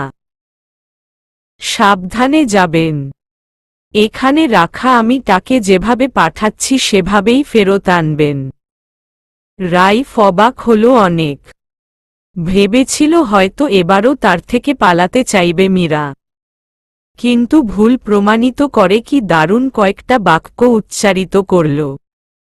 রাইফ বুকে রাখা মীরার ক্ষত হাতটা আলতো করে নিজের হাতে নিল সতর্কতার সহিত। ছোট করে অধরের পরশ দিতে ভুলল না। উহু, একবার দিয়ে কেন যেন মনটা ভরল না রাইফের। পুনরায় অধর ছুঁয়ে চুম্বন এঁকে দিল মীরার হাতের উল্টো পিঠে। নিচু করে রাখা মীরার মুখ আরও নিচু হয়েছে রাইফের ক্ষুদ্র সংস্পর্শে। অপর ব্যক্তিটির উপর শুধু নিজের অবস্থান দৃঢ় করলে তো হবে না, নিজের উপর অপর ব্যক্তিটির অবস্থান ও দৃঢ় করার সুযোগ দিতে হবে। রাইফও ঠিক তাই করল। একত্রিত করা দুজনের হাত দুটোর মধ্যে উপরে রয়েছে মূলত মীরার হাত। সুকৌশলে ধরে রাখা মীরার হাত হালকা ঘুরিয়ে রাইফ নিজের হাতের উল্টো পিঠ উপরে আনল। শান্ত দৃষ্টিতে তাকিয়ে রইল মীরার প্রতিক্রিয়া দেখার জন্য। ফ্লোরে দৃষ্টি নিবন্ধ করা মীরা তড়িৎগতিতে সচকিত দৃষ্টিতে তাকাল রাইফের পানে। সেকেন্ডের ব্যবধানে নজর সরিয়েও নিল সে। রাইফের এমন কাজের অর্থ বুঝতে সময় লাগল না বুদ্ধিমতী মীরার। পরবর্তী সময়ের কথা চিন্তা করেই ঘামতে শুরু করল, হৃদস্পন্দন স্বাভাবিক থেকে ক্রমশ অস্বাভাবিক হতে শুরু করল। সময় গড়াল মিনিট খানেক। রাইফ একইভাবে নিজের হাতের উল্টো পিঠ উপরে রেখে নিষ্পলক চোখে তাকিয়ে। রাইফের সারা শব্দ আশা করেছিল মীরা, কিন্তু কোনো সারা শব্দ না পেয়ে ধীরে ধীরে মুখাবয়ব উপরে তুলল। সম্পূর্ণ দৃষ্টি দিল অনড়ভাবে দাঁড়িয়ে থাকা রাইফের উজ্জ্বল শ্যামবর্ণের মুখাবয়বে। এক নিমিষেই বুঝতে পারল, আজ আর কোনোভাবেই রক্ষা নেই লোকটির থেকে। রাইফ যতটা স্বাভাবিক মীরা তার সম্পূর্ণ বিপরীত। এক আকাশ পরিমাণ লজ্জা আষ্টেপৃষ্ঠে ঘিরে ধরেছে তাকে। রাইফের ঘায়েল করা চাহনি ভেদ করে কিছুতেই আগাতে পারছে না পরবর্তী পদক্ষেপের জন্য। শুষ্ক ওষ্ঠজোড়া জিহ্বার ডগার সাহায্যে ভিজিয়ে বাম হাতটা ঊর্ধ্বে তুলল সে। ধীরে ধীরে কোমল হাতটা রাইফের চক্ষুদ্বয়ের উপর রাখল, নিজেকে আড়াল করল রাইফের নিষ্পলক চাহনি হতে। রাইফের হাতে আবদ্ধ হওয়া ডান হাতটা টেনে আনল নিজের কাছে, কাপা কাপা গোলাপি অধর ছুঁয়ে দিল পুরুষালী হাতের উল্টো পিঠে। তাৎক্ষণিক এক প্রস্থ হাসি ফুটল রাইফের ঠোঁটে। লজ্জায় পালিয়ে যাবে মীরা এমন সময় তাড়াহুড়ো করে বলে উঠল সে, আরেকবার মীরা, আরেকবার প্লিজ, শুধু একটা বার। বুকের ভেতর ডামাডোল বাজতে থাকা মীরা থমকে গেল। রাইফের এমন আকুতিভরা কণ্ঠে পিঠের শিরদাঁড়ায় শীতল স্রোত বয়ে গেল। এবার আর ঠোঁট কাঁপছে না মীরার, রাইফের চোখের উপর ধরে রাখা হাত থেকে শুরু করে পুরো শরীর কাঁপছে। এমন অনুভূতি যেন আজ মীরাকে অবশ করে তুলেছে। এর থেকে যত দ্রুত সম্ভব রেহাই পাওয়া উচিত। দেরি করল না মীরা, রাইফের হাতে পুনরায় অধর ছোঁয়াতে মুখ এগিয়ে আনবে এমন সময় উচ্চস্বরে রাইফকে ডেকে ওঠা রাজিয়া বেগমের কণ্ঠস্বর ভেসে আসল। চমকে উঠল মীরা, দ্রুততার সহিত হাত ছাড়িয়ে নিয়ে পিছু ফিরে বদ্ধ দরজার দিকে তাকাল। রাইফের হাস্যজল মুখ হতে হাসি উড়ে গেল মায়ের আচমকা ডাকে। হতাশ গলায় দাঁতে দাঁত চিবিয়ে বলল, ডাকার আর সময় পাইলা না আম্মা? এমনিতেই লেট লতিফ হয়ে পড়ে আছি। তোমার পুত্রবধূর কাছ থেকে একটু তো আদর যত্ন নিতে দাও। এতক্ষণে লজ্জা মিশ্রিত অনুভূতিপূর্ণ মীরা শব্দ করে হেসে দিল রাইফের মৃদু আওয়াজে বলা কথা শুনে। ধীরে ধীরে সেই হাসি বিস্তর হল। নিয়ন্ত্রণে আনার চেষ্টা করার পরেও নিয়ন্ত্রণে আনতে পারছে না বাঁধভাঙা হাসিটুকু। রাইফ শান্ত এবং স্থির। বিছানায় রাখা ব্যাগটা কাঁধে নিয়ে চলে যাওয়ার আগ মুহূর্তে মীরার হাস্যজল মুখে টুপ করে অধর ছোঁয়ালো আচমকা। মিষ্টি চুম্বনে সিক্ত করল মীরার গোলাপি আভাযুক্ত ফর্সা গাল। পর পর কেটে গেছে 3 দিন। 2 দিন হল স্বামী এবং শাশুড়ির অনুমতিতে আপন নিরে ফিরে এসেছে মীরা। অনেক দিন পর মেয়েকে কাছে পেয়ে শওকত রহমান যেন এক টুকরো চাঁদ হাতে পেয়েছেন। চোখের আড়াল হতে দিচ্ছেন না কিছুতেই। একটু এদিক সেদিকে গেলেই রাশভারী বয়োজ্যেষ্ঠ লোকটা আম্মাজান, আম্মাজান, কই গেল আমার আম্মাজান বলে ডেকে ওঠেন।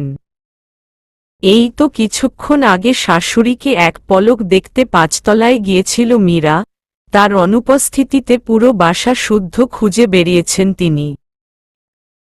স্বামীর এমন কার্যকলাপে বিরক্ত হয়ে খাদিজা বেগম যখন বললেন মীরা উপরে গেছে তখনই ক্ষান্ত হয়েছেন।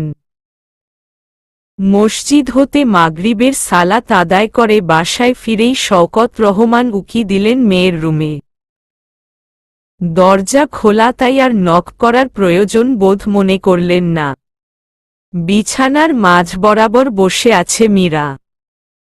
তার চারিপাশে ছড়িয়ে ছিটিয়ে অনেকগুলো শাড়ি, সুতি, জামদানি, টাঙ্গাইল শাড়ি বেশিরভাগ শাড়ির রং সাদা, সবুজ কিংবা ঘিয়ে। মেয়েকে এক পলক দেখে শওকত রহমান গলা খাকারি দিয়ে রুমে প্রবেশ করলেন। পিতার পরিচিত কণ্ঠস্বর কর্ণকুহরে প্রবেশ করতেই নুইয়ে রাখা মাথাটা তুলে মীরা সামনে তাকালো, চোখে চোখ পড়তেই মিষ্টি একটা হাসি ছুড়ে দিল প্রাণপ্রিয় আব্বাজানের জন্য। সালাম বিনিময় করে বাবাকে বসার ব্যবস্থা করে দিতে বিছানা হতে কিছু শাড়ি সরিয়ে একপাশে রাখল মীরা। রাশভারী প্রবীণ ধানসম্পন্ন মানুষটি মেয়ের কাছাকাছি এসে বসলেন। গাম্ভীর্যপূর্ণ চেহারায় সুন্দর একটা হাসি ফুটিয়ে বললেন, কি করছে আমার আম্মাজান? দাদিজানের শাড়িগুলো গোছাচ্ছি আব্বাজান। অনেক দিন তোলা ছিল, আজ রোদে দিয়েছিলাম। ভাঁজ করা শেষ হলেই আলমারিতে রাখব। রেখে আর কি হবে? আম্মাজানের অনুপস্থিতিতে এগুলো সব তো আপনারই। সাথে নিয়ে যাবেন, মাঝে মাঝে পরবেন। মীরার মুখে মিঠে হাসিটা ফুটে উঠল আবারও। শুধু শাড়ি কেন, বেঁচে থাকা কালীন পুরো মানুষটাই যে তার ছিল। হাসির আড়ালে চাপা দীর্ঘশ্বাসটা বুকের মাঝেই চাপা রেখে হালকা বেগুনি রঙের একটা শাড়ি নাকের কাছে নিয়ে আখি পল্লব বন্ধ করে লম্বা একটা শ্বাস গ্রহণ করল মীরা। রন্ধ্রে রন্ধ্রে প্রবেশ করল নূর জাহান বেগমের শরীরের মমতাময়ী ঘ্রাণ। শাড়িটা শওকত রহমানের হাতে দিয়ে হাসি হাসি মুখে বলল মীরা, দাদিজান আমাদের সাথেই আছে তাই না আব্বাজান? এই যে দেখেন, কত গভীর ঘ্রাণ। এখনো ঠিক আগের মতোই। শওকত রহমানের আদলখানি মলিন হল কিছুটা। নিজের মেয়ের মাঝে মায়ের প্রতিচ্ছবি দেখতে পেলেও মায়ের শূন্য স্থান যে কখনোই পূরণ হবার নয়। সময়ের তালে তালে বয়স বাড়লেও মাতৃস্নেহের জন্য তার মন কাঁদে মাঝে মাঝেই। ভেতরের হাহাকারটা আড়াল করলেন মীরার থেকে। শাড়িটা আলতো হাতে ছুঁয়ে বুকে চেপে ধরলেন। মায়ের স্নেহময় কোলটাকে অনুভব করলেন সঙ্গোপনে।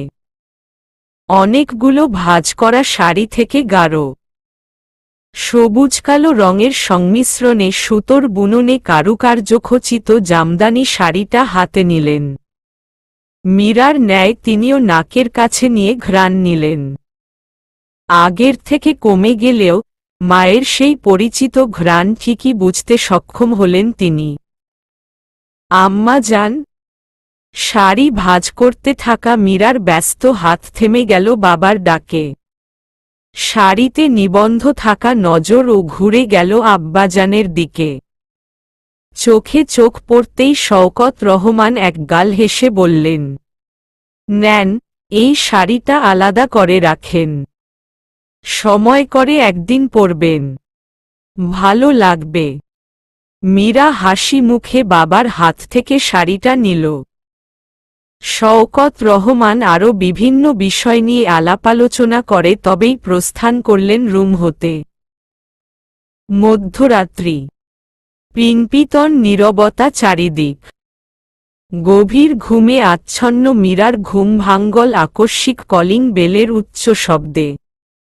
একবার, হ্যাঁ একবারই বেজেছে। কে আসলো এত রাতে? গভীর ঘুম ভাঙ্গার ফলে বিরক্তির সহিত চিন্তার সূক্ষ্ম ভাঁজও ফুটে উঠেছে কপালে। কান খাড়া করে আরেকবার কলিং বেলের শব্দের জন্য অপেক্ষা করতে থাকল মীরা। না, আর বাজছে না। বুক অবধি জড়িয়ে রাখা কাঁথাটা মাথা অবধি টেনে চোখ মুখ ঢেকে নিল। নয়ন জোড়া বন্ধ করে যখনই ঘুমের জন্য প্রস্তুতি নিয়েছে তখনই পুনরায় উচ্চ আওয়াজে কলিং বেল বেজে উঠল পরপর 2 বার। ধরফর করে উঠে বসল মীরা। পাশ হতে মুঠোফোনটা হাতে নিয়ে দেখল রাত 1টা বাজতে মাত্র 5 মিনিট বাকি।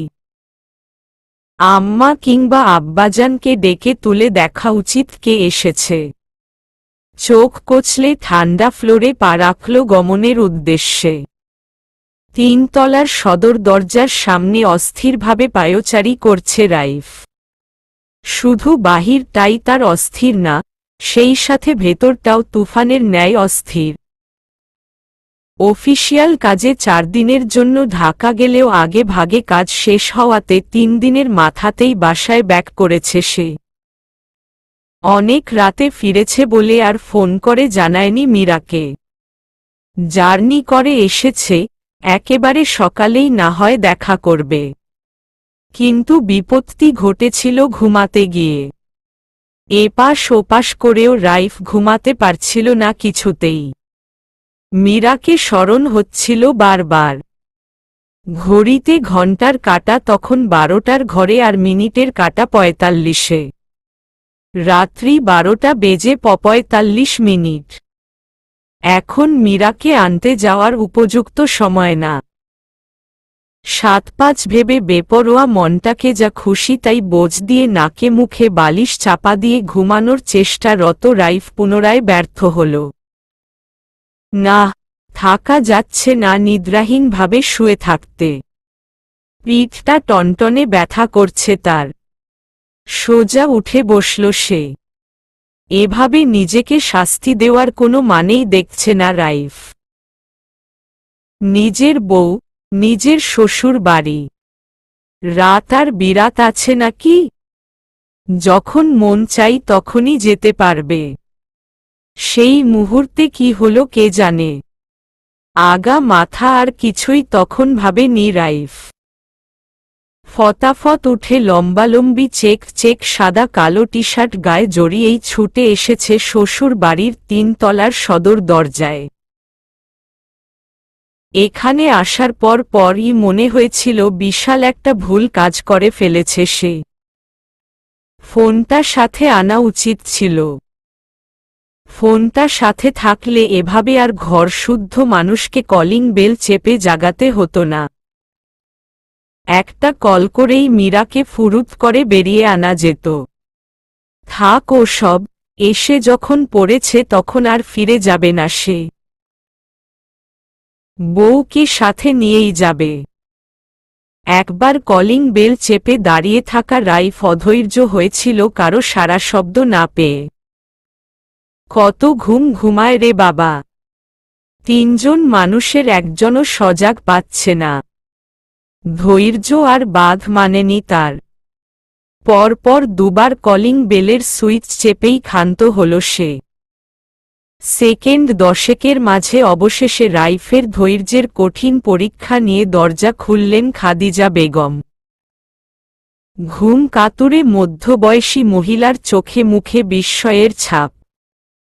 রাইফকে দেখে মুখে জোরপূর্বক হাসি টেনে দরজা থেকে সরে গিয়ে বললেন, এত রাতে রাইফ? আসো ভেতরে আসো। কোনো অসুবিধা হয়নি তো? অসুবিধা তো হয়েছে, অবশ্যই হয়েছে। কেন হবে না? নতুন বউ ছাড়া এই রাইফের অসুবিধা তো হবেই। এটাই স্বাভাবিক। উল্টো অসুবিধা না হওয়াটাই অস্বাভাবিক। রাইফ অগ্রসর হল, প্রবেশ করল বাসার ভেতর। মীরার রুমের দিকে তাকিয়ে বলল, হ্যাঁ আম্মা, অসুবিধা একটু হয়েছে। মীরা কই? প্রশ্নটা করে বুঝতে পারল প্রশ্নটা করা উচিত হয়নি। মীরা এত রাতে কোথায় আর থাকবে? স্বামীকে আঙ্গার করে, দু চোখের ঘুম কেড়ে নিয়ে নিজে আরামে ঘুমাচ্ছে নিশ্চয়ই। ছটফট করতে থাকা রাইফের মতিগতি বোঝার চেষ্টা করছেন খাদিজা বেগম। এত দিন হলো জামাতা হয়েছে, ছেলেটার এমন আচরণ যে আজকেই প্রথম। কেমন যেন অদ্ভুত আচরণ। দাঁড়িয়ে কেন? বসো। কখন আসছো ঢাকা থেকে? এই তো একটু আগে। কথাটা বলেই উচ্চস্বরে মীরা নাম ধরে ডেকে উঠল রাইফ। তার ধৈর্য আর কুলালো না সত্যি। এতক্ষণে তো চলে আসার কথা। মীরা ঘুম কাতুরে ঠিক আছে। তাই বলে এতটা? রাইফের ডাক কি তার কানে যাচ্ছে না? আজব ব্যাপার স্যাপার। খাদিজা বেগম রাইফের এমন আচরণের কুল কিনারা পাচ্ছেন না কিছুতেই। অস্বস্তিমূলক ভঙ্গিতে শুধালেন, রাইফ বাবা, এত রাতে কোনো কিছুর কি দরকার? হ্যাঁ দরকার তো আম্মা। মীরাকে দরকার। একটু ডেকে দেন না প্লিজ। এত লেট করছে কেন আসতে? পরপর কয়েকবার কলিং বেলের শব্দ এবং শেষে নিজের নাম রাইফের কণ্ঠে শুনতাই মাত্র ফ্লোরে পা রাখা মীরা কোনো রকমে লাইট জ্বালিয়ে ধরফর করে দৌড়ে নিজ রুম হতে বাহিরে এসেছে। কিন্তু রাইফের মুখে মীরাকে দরকার কথাটা শুনে চলমান পদক্রম শ্লথ হল। এভাবে কেউ শাশুড়িকে বলে নাকি যে তার মেয়েকে দরকার? দিন দিন লোকটা কেমন লাগামহীন হয়ে যাচ্ছে। মায়ের সামনে রাইফের মুখে এমন কথায় লজ্জা পেল খানিক। স্বামীর ডাকে যতটা উৎসাহের সহিত ছুটে এসেছিল, ততটাই নিভে গেল রাইফের শেষ কথাটুকু শুনে। পায়ের আওয়াজে মীরার দিকে তাকালো রাইফ। পরিচিত সেই হাসিটা দিয়েই তাকিয়েছে সে। কিন্তু মীরার এমন রূপ তার জান কবজ করে নিল যেন। মোচড় দিল ছোট্ট বক্ষপিঞ্জর। চক্ষুদয় কোটর ছেড়ে বাহিরে আসবে যে কোনো সময়ে। অবাকের চরম পর্যায়ে পৌঁছে ঠোঁটজোড়াও ফাঁক হয়েছে কিঞ্চিত। সবুজ রঙের শাড়িতে মীরাকে সবুজ শ্যামল প্রকৃতির থেকেও যেন সুন্দর লাগছে রাইফের কাছে। ঘুম থেকে ওঠা মীরার ফোলা ফোলা তৈলাক্ত চোখ মুখ সদ্য বৃষ্টিতে ভেজে দুর্বাঘাসের মতোই স্নিগ্ধ লাগছে। রাইফের নেশালো দৃষ্টি মীরাকে আর্স্ট করল বেশ। লোকটি কি ভুলে গেল নাকি এখানে তার শাশুড়িও আছে? মীরা নিজেই এগিয়ে এলো, অস্বস্তিকর পরিস্থিতিতে পড়ে নজর এদিক সেদিকে ঘুরিয়ে শুধাল, কখন এসেছেন? মীরার রূপের মোহে আচ্ছন্ন হওয়া রাইফ যন্ত্রের ন্যায় জবাব দিল, অনেকক্ষণ। মীরা রাইফের এমন জবাবে এবার সত্যি বিপাকে পড়ল।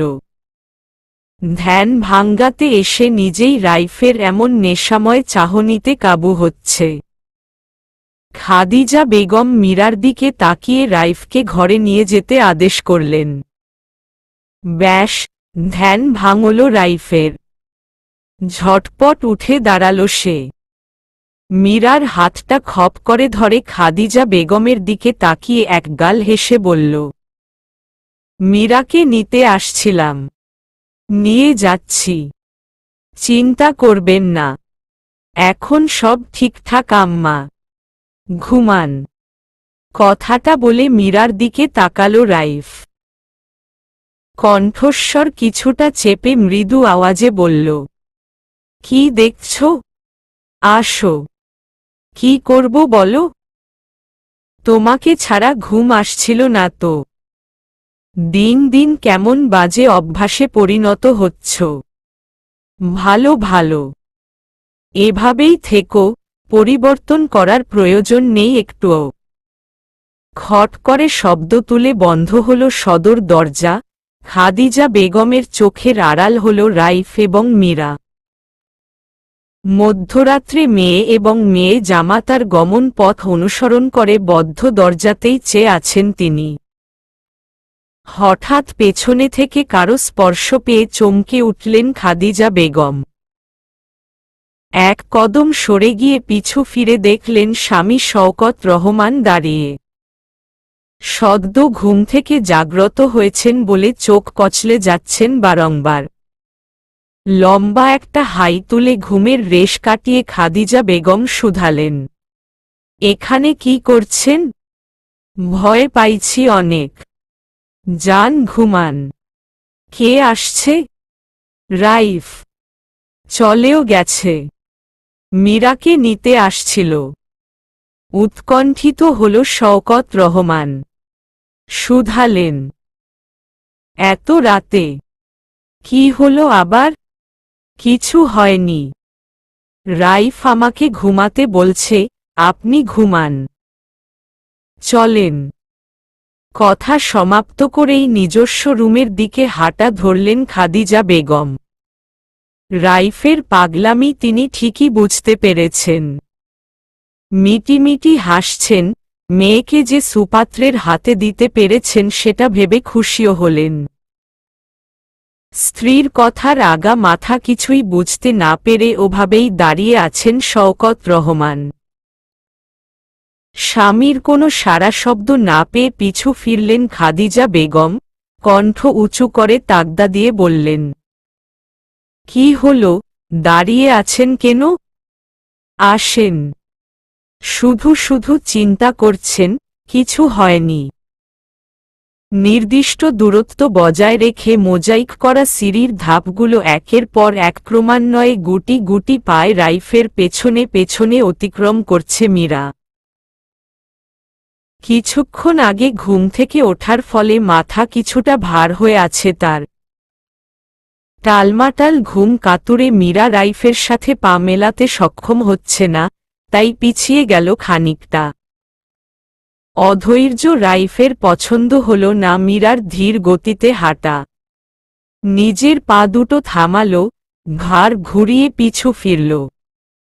হঠাৎ রাইফের পা স্থির হওয়াতে নিচের দিকে তাকিয়ে সাবধানতা অবলম্বন করে হাঁটতে থাকা মীরা মাথা উঁচু করে পূর্ণ দৃষ্টিতে তাকালো রাইফের দিকে। লোকটির চোখ দুটো অন্যান্য দিনের তুলনায় আজ বেশ লালচে বর্ণ ধারণ করেছে। চৌকস চেহারাটাতেও ক্লান্তির ছাপ। স্পষ্ট বোঝা যাচ্ছে জার্নি এবং রাত জাগার ফল এটা। আচ্ছা, এটা মীরাবিহীন থাকার ফল বললে কি ভুল হবে? ভুল হলেও কিছুটা সঠিক তো হবে। এই যে, রাইফের আগামীকাল ফেরার কথা থাকলেও আজকেই ফিরল, কারণ তো মীরাই। আবার ঘুমানোর জন্য বারবার চেষ্টারত রাইফ মধ্যরাত অবধি নির্ঘুম কাটাল, সেটা তো মীরার জন্যই। তবে হাত বাড়িয়ে মীরার কোমল একটা হাত মুঠোয় নিল রাইফ। নিজের সাথে তাল মিলিয়ে হাঁটতে এই পন্থায় উত্তম মনে হল। অস্থির চিত্তে দ্রুতপদে হাঁটতে থাকা মানবটির সাথে মীরা তাল মেলাতে পারল না, তবুও পেছনেই পড়ে রইল। ধোপাদপ বড় বড় কদমে হাঁটতে থাকা রাইফ মীরার হাত ধরে এক প্রকার টেনে নিয়ে যাচ্ছে। মাত্র শুকিয়ে আসতে শুরু করা হাতের ক্ষততে চাপ লাগায় মৃদু আর্তনাদ করে উঠল মীরা। দাঁড়াল, মিনমিন করে বলল, আস্তে হাঁটুন না, হাতে ব্যথা পাচ্ছি তো। রাইফ থামল। মীরার হাতের কথা তো একদমই ভুলে গিয়েছিল সে। সাথে সাথেই ছেড়ে দিল কোমল হাতটা। সরু দৃষ্টিতে সামনের রমণীকে এক নজর দেখে 3 সিঁড়ি পিছিয়ে গেল মীরাকে অতিক্রম করে। এতক্ষণ যাবৎ সামনে থাকা সুঠাম দেহী মানুষটা এখন ঠিক মীরার পেছনে ঠায় দাঁড়িয়ে। মীরার হাতের দিকে তাকিয়ে শান্ত গলায় শুধালো রাইফ, বেশি ব্যথা পাইছ? উহু, কিছুটা। মীরার উত্তর দিতে দেরি রাইফের মীরাকে কোলে নিতে দেরি হল না। মীরা কিছু বোঝার আগেই আকস্মিক পাজকোলা করে ছোট্ট দেহটাকে শূন্যে তুলে নিয়েছে সে। রাইফের হঠাৎ এমন কার্যে মীরার ছোট্ট হৃদয় কেঁপে উঠল। হতভম্ব হল, পড়ে যাওয়ার ভয় দুহাতে রাইফের গলা আঁকড়ে ধরল। ভয় তো কাটল, কিন্তু লজ্জার চাদর মারাত্মকভাবে জড়িয়ে নিল মীরাকে। সবুজ শাড়ি পরিহিত মীরার ঘুম কাতুরে ফর্সা মুখাবয়বে ফুটে উঠল লজ্জা মিশ্রিত মুচকি হাসি। মুখ লুকালো রাইফের থেকে। সুপুরুষটির গলার কাছে থাকা মীরার লাজুক মুখশ্রী নত হল, থুতনি ঠেকল নিজ বুকে। রাইফকে শক্ত করে আঁকড়ে ধরে থাকা মীরা কাপা কাপা কণ্ঠে নিচু আওয়াজে শুধাল, কি করছেন? কি করছি? ঠোঁট ফুলিয়ে আদুরে কণ্ঠে বলল মীরা। এভাবে কেউ কোলে নেয়? কেউ দেখে ফেললে কি হবে? কি আর হবে, যে দেখবে তার হিংসে হবে। খাওয়া দাওয়া করো না ঠিকমতো? এত পাতলা কেন তুমি? 30 কেজিও মনে হচ্ছে না। গাল ফুলালো মীরা। সবসময় উনার বাঁকা বাঁকা কথা। কোথায় 50 কেজি আর কোথায় 30? গুনে গুনে 20 কেজি ডিফারেন্স। লোকটার সবকিছু ভালো হলেও আইডিয়া ভালো না। 5 কেজি ডিফারেন্স হলে মানা যেত, তাই বলে এত? দ্রুত পায়ে হাঁটতে থাকা রাইফের দুপাশ লত হল 5 তলার দরজার সামনে এসে। কাঙ্ক্ষিত গন্তব্যে পৌঁছে মীরা রাইফের কোল হতে নামার জন্য একটু ছটফট করতেই রাইফ শক্ত করে চেপে নিল বুকের সাথে। চোখ রাঙাল, উসখুস করতে থাকা মীরা মুহূর্তেই দমে গেল। চুপটি করে রয়ে গেল ওভাবেই। নিজের বাসার দরজা খুলতে গিয়েও কি মনে করে আর খুলল না রাইফ। পা বাড়ালো ছাদের দিকে। রাইফের দিক পরিবর্তন মীরার চোখে পড়ল। রাইফের ভুল হচ্ছে ভেবে তড়িঘড়ি করে বলল, বাসার দরজায় আমরা। 5 তলায়। উপরে যাচ্ছেন কেন? মীরার প্রশ্ন শুনে রাইফ রহস্যময় একটা হাসি ঠোঁটের কোণে ফুটিয়ে বলল, তোমাকে মেরে ফেলতে। সত্যি? মীরার কণ্ঠে বিস্ময়ের ছাপ। এতক্ষণ ব্যস্ত পায়ে হাঁটতে থাকা রাইফ ধীর পায়ে হাঁটছে। একটু আগেও তার মাঝে যে পরিমাণ ব্যস্ততা ছিল তার এক বিন্দু ছিটেফোঁটাও নেই এখন। এই পথ পাড়ি দেওয়ার নেই কোনো তাড়াহুড়ো। ধীরে ধীরে রাইফের হাসি দীর্ঘ হল। তবুও আগের ন্যায় রহস্যময় ভাবেই বলল, সত্যি না হলে কি এমনি এমনি এত রাতে তোমাকে তুলে আনি? ভাবো মীরা, ভাবো। চিৎকার চেঁচামেচিও করতে পারো। বুদ্ধিমতী মীরা ঘাবড়াল না। রাইফের রহস্যময় হাসিটাই অনুকরণ করে নিজের মুখে ফুটে তুলল, কণ্ঠ স্বাভাবিক রেখে আত্মবিশ্বাসের সাথে বলল, আচ্ছা, আপনি তাহলে পৃথিবীর প্রথম মানুষ যে কাউকে খুন করতে তাকেই কোলে করে নিয়ে যাচ্ছেন যেন হাতে ব্যথা না পায়। ব্যাপারটা ঘেটে গেল না? সিঁড়ির এক একটা ধাপ অতিক্রম করা রাইফ মীরার বুদ্ধিদীপ্ত জবাবে পুনরায় মুচকি হাসল। মিটিমিটি হাসি ঠোঁটের কোণায় ফুটিয়ে বলল, প্রেমের মরাই মারব তোমায়, আমার স্পর্শে অথবা গাঢ় চুম্বনে। কাউকে মারার পূর্বে যেমন ছুরিতে শান দেওয়া দরকারি, বউকে প্রেমাসিক্ত করতে কোলে নেওয়া জরুরি। বলতে পারো প্রথম ধাপ এটা, যেটাতে আমি পাশ করেছি অলরেডি। রাইফের কথা শুনে বিস্ফোরিত নেত্রে এক ধ্যানে তাকিয়ে মীরা। হৃদস্পন্দন বেড়ে যাচ্ছে কেন এভাবে? বলে কি এই লোক? এই ছিল তাহলে উনার মনে? অবাকের চরম পর্যায়ে পৌঁছে যাওয়া মীরা যেন পলক ফেলতেও ভুলে গেল। এক ধ্যানে একই রকমভাবে তাকিয়ে আছে সে। সম্মুখে তাকিয়ে থাকা রাইফার দৃষ্টিতে দেখল মীরার বিস্মিত মুখশ্রী। মেয়েটাকে লজ্জায় ফেলতে চায়নি সে। ভালো মানুষ সে, কিন্তু একমাত্র মীরাকে কাছে পেলেই কেমন খারাপ মানুষ হয়ে যায়। না না, এটাকে কি খারাপ বলা যায়? প্রেমিক পুরুষ শব্দটা বেশ মানায়। মীরার দিকে তাকালো রাইফ।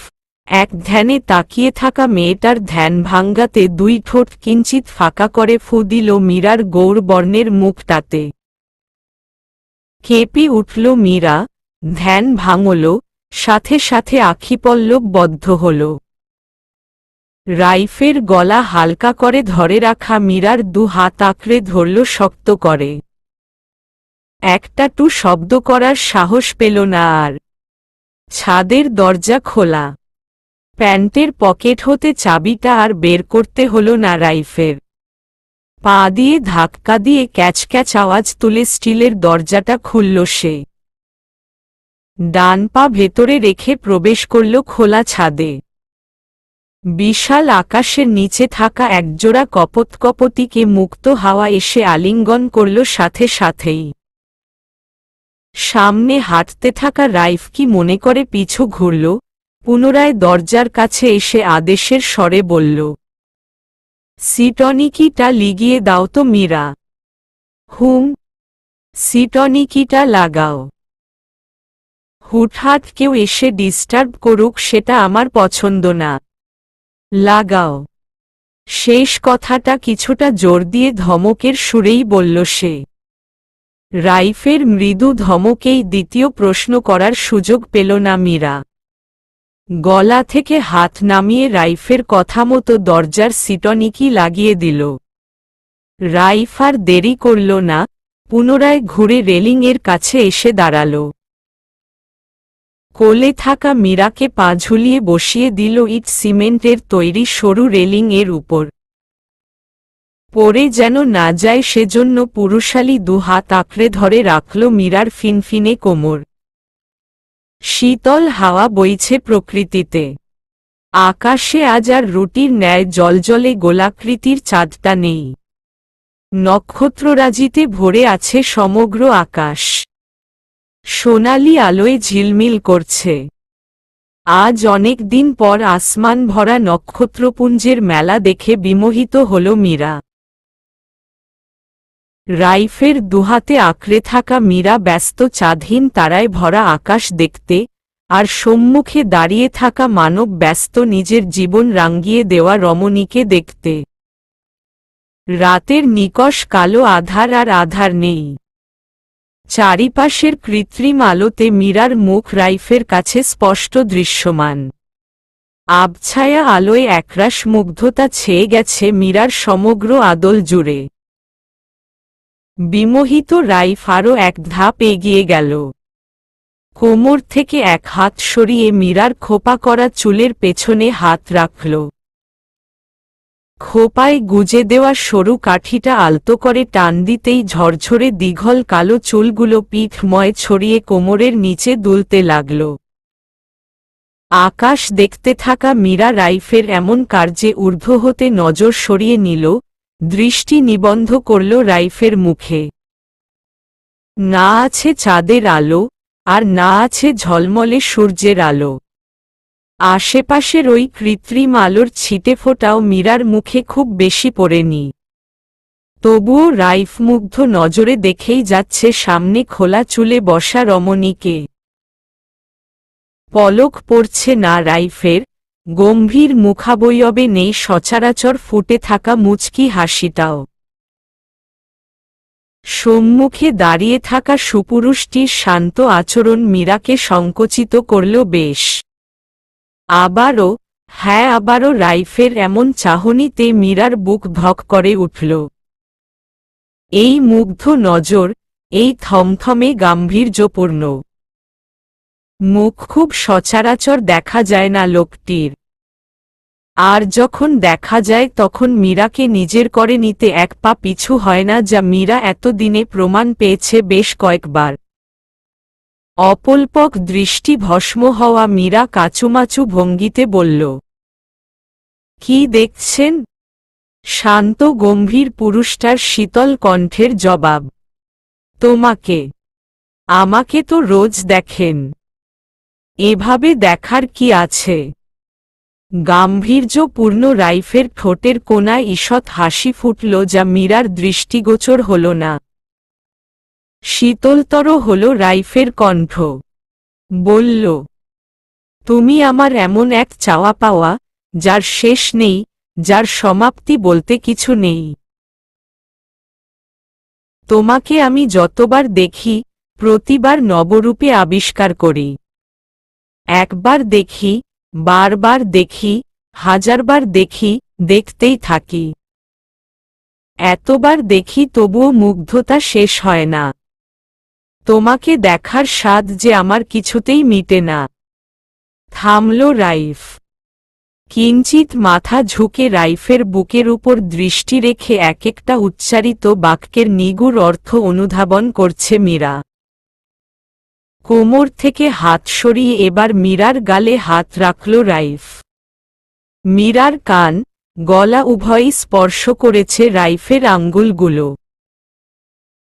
মীরার নরম গালের উপর রাখা বৃদ্ধাঙ্গুল আলতোভাবে ঘষে দিল বেশ কয়েকবার।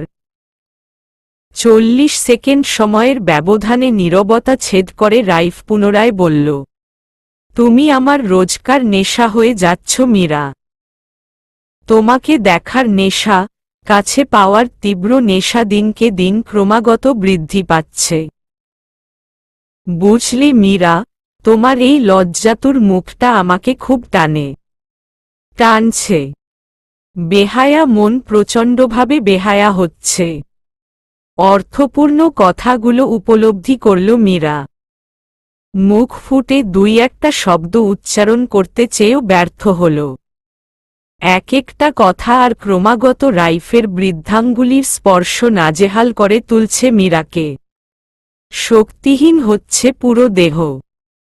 দুজনের মাঝের ফাঁকা জায়গাটুকুর ব্যবধান কমালো রাইফ, এগিয়ে এলো মীরার দিকে। লজ্জায় নুয়ে যাওয়া মীরার গোলাপি আভা ফুটে ওঠা মুখটার থুতনিতে হাত রাখল, ধীরে ধীরে ঊর্ধ্বে তুলে ডেকে উঠল, মীরা।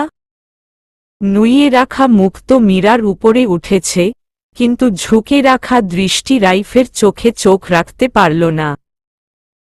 এই কেমন অনুভূতির জালে ফেসে গেল মীরা। রাইফের ডাকে জবাবটুকু পর্যন্ত দিতে পারছে না। রাইফ জানে মীরা পুরোপুরি ঘায়েল হয়েছে, দ্বিতীয় ধাপও তার আওতাধীনে। তবুও শেষ সময়ে স্বামীর দায়িত্ব থেকে ফিসফিস করে শুধাল, আজ আমার হবা মীরা, পুরোপুরি আমার। রাইফের মৃদু আওয়াজে বলা কথাটা কর্ণকুহরে প্রবেশ করতেই বদ্ধ চোখ আরো খিচে ভেতরে নিল মীরা। শুষ্ক অধর ভেজালো জিহ্বার সাহায্যে শুকনো ঢোক গিলে গলা ভেজানোর বৃথা চেষ্টা করল মাত্র। রাইফের হাতের সাহায্যে উপরে তুলে রাখা মুখশ্রী নুয়ে নিল এক লহমায়। আজ সত্যি এক লোকটা মীরাকে মেরে ফেলার পায়তারা করেছে। মৌন মীরার আর কষ্ট করে জবাব দিতে হল না, তার আগেই নীরবতা সম্মতির লক্ষণ ধরে নিয়ে মাঝের দূরত্বটুকু পুরোপুরি ঘোচাল রাইফ। ব্যক্তিগতভাবে আষ্টেপৃষ্ঠে জড়িয়ে নিল। নিম্ন মুখটা উপরে তুলে অধর ছোয়ালো কপালে, কপাল হতে বদ্ধ নয়নে, নাকের ডগায়, তিরতির করে কাঁপতে থাকা গোলাপি অধর অতিক্রম করে থুতনি, গাল, কানের লতি হতে গলা। ভারী হতে থাকল মীরার শ্বাসপ্রশ্বাস। সময়ের ব্যবধানে ধীরে ধীরে গাঢ় হতে শুরু করল রাইফের এক একটা স্পর্শ। পুরুষালী বুকে আবদ্ধ মীরা ছটফটাতে থাকল এমন গভীর সংস্পর্শে। কোমল হাতে বাধা দিতে থাকল, রাইফের গাঢ় চুম্বন পুরো শরীর জুড়ে শিহরণ তুলল। ভারী তপ্ত নিঃশ্বাস ক্রমাগত ভারী হতে থাকল। কোনো রকমে রাইফকে বাধা দিয়ে বলল, পাগল হলেন নাকি, এটা ছাদ। মীরার গলায় মুখ ডুবিয়ে রাখা রাইফ থামল। মুখ তুলে আশেপাশে তাকালো যতদূর চোখ যায়। না, কোনো কাকপক্ষীও নাই। মীরার অগোছালো চুল গুছিয়ে দিল নিজ হাতে। রেলিং থেকে নামিয়ে নিল মীরার ছোট্ট দেহটাকে। মীরার গোলগাল মুখটার দুপাশে হাত রাখল, লজ্জায় আর্স্ট মীরা আখিপল্লব একত্রিত করল। কণ্ঠ খাদে নামিয়ে ফিসফিস আওয়াজে বলল রাইফ, লাজুকলতা, তুমি আমার এক গুচ্ছ লাজুকলতা, আমার মুঠোয় বন্দি লাজুকলতা। আমার তরফ হতে তোমাকে সীমাহীন ভালোবাসা। দুজোড়া অধর একত্রিত হল, মিষ্টি ছোঁয়া মীরাকে এবার সত্যি সত্যি মেরে ফেলল।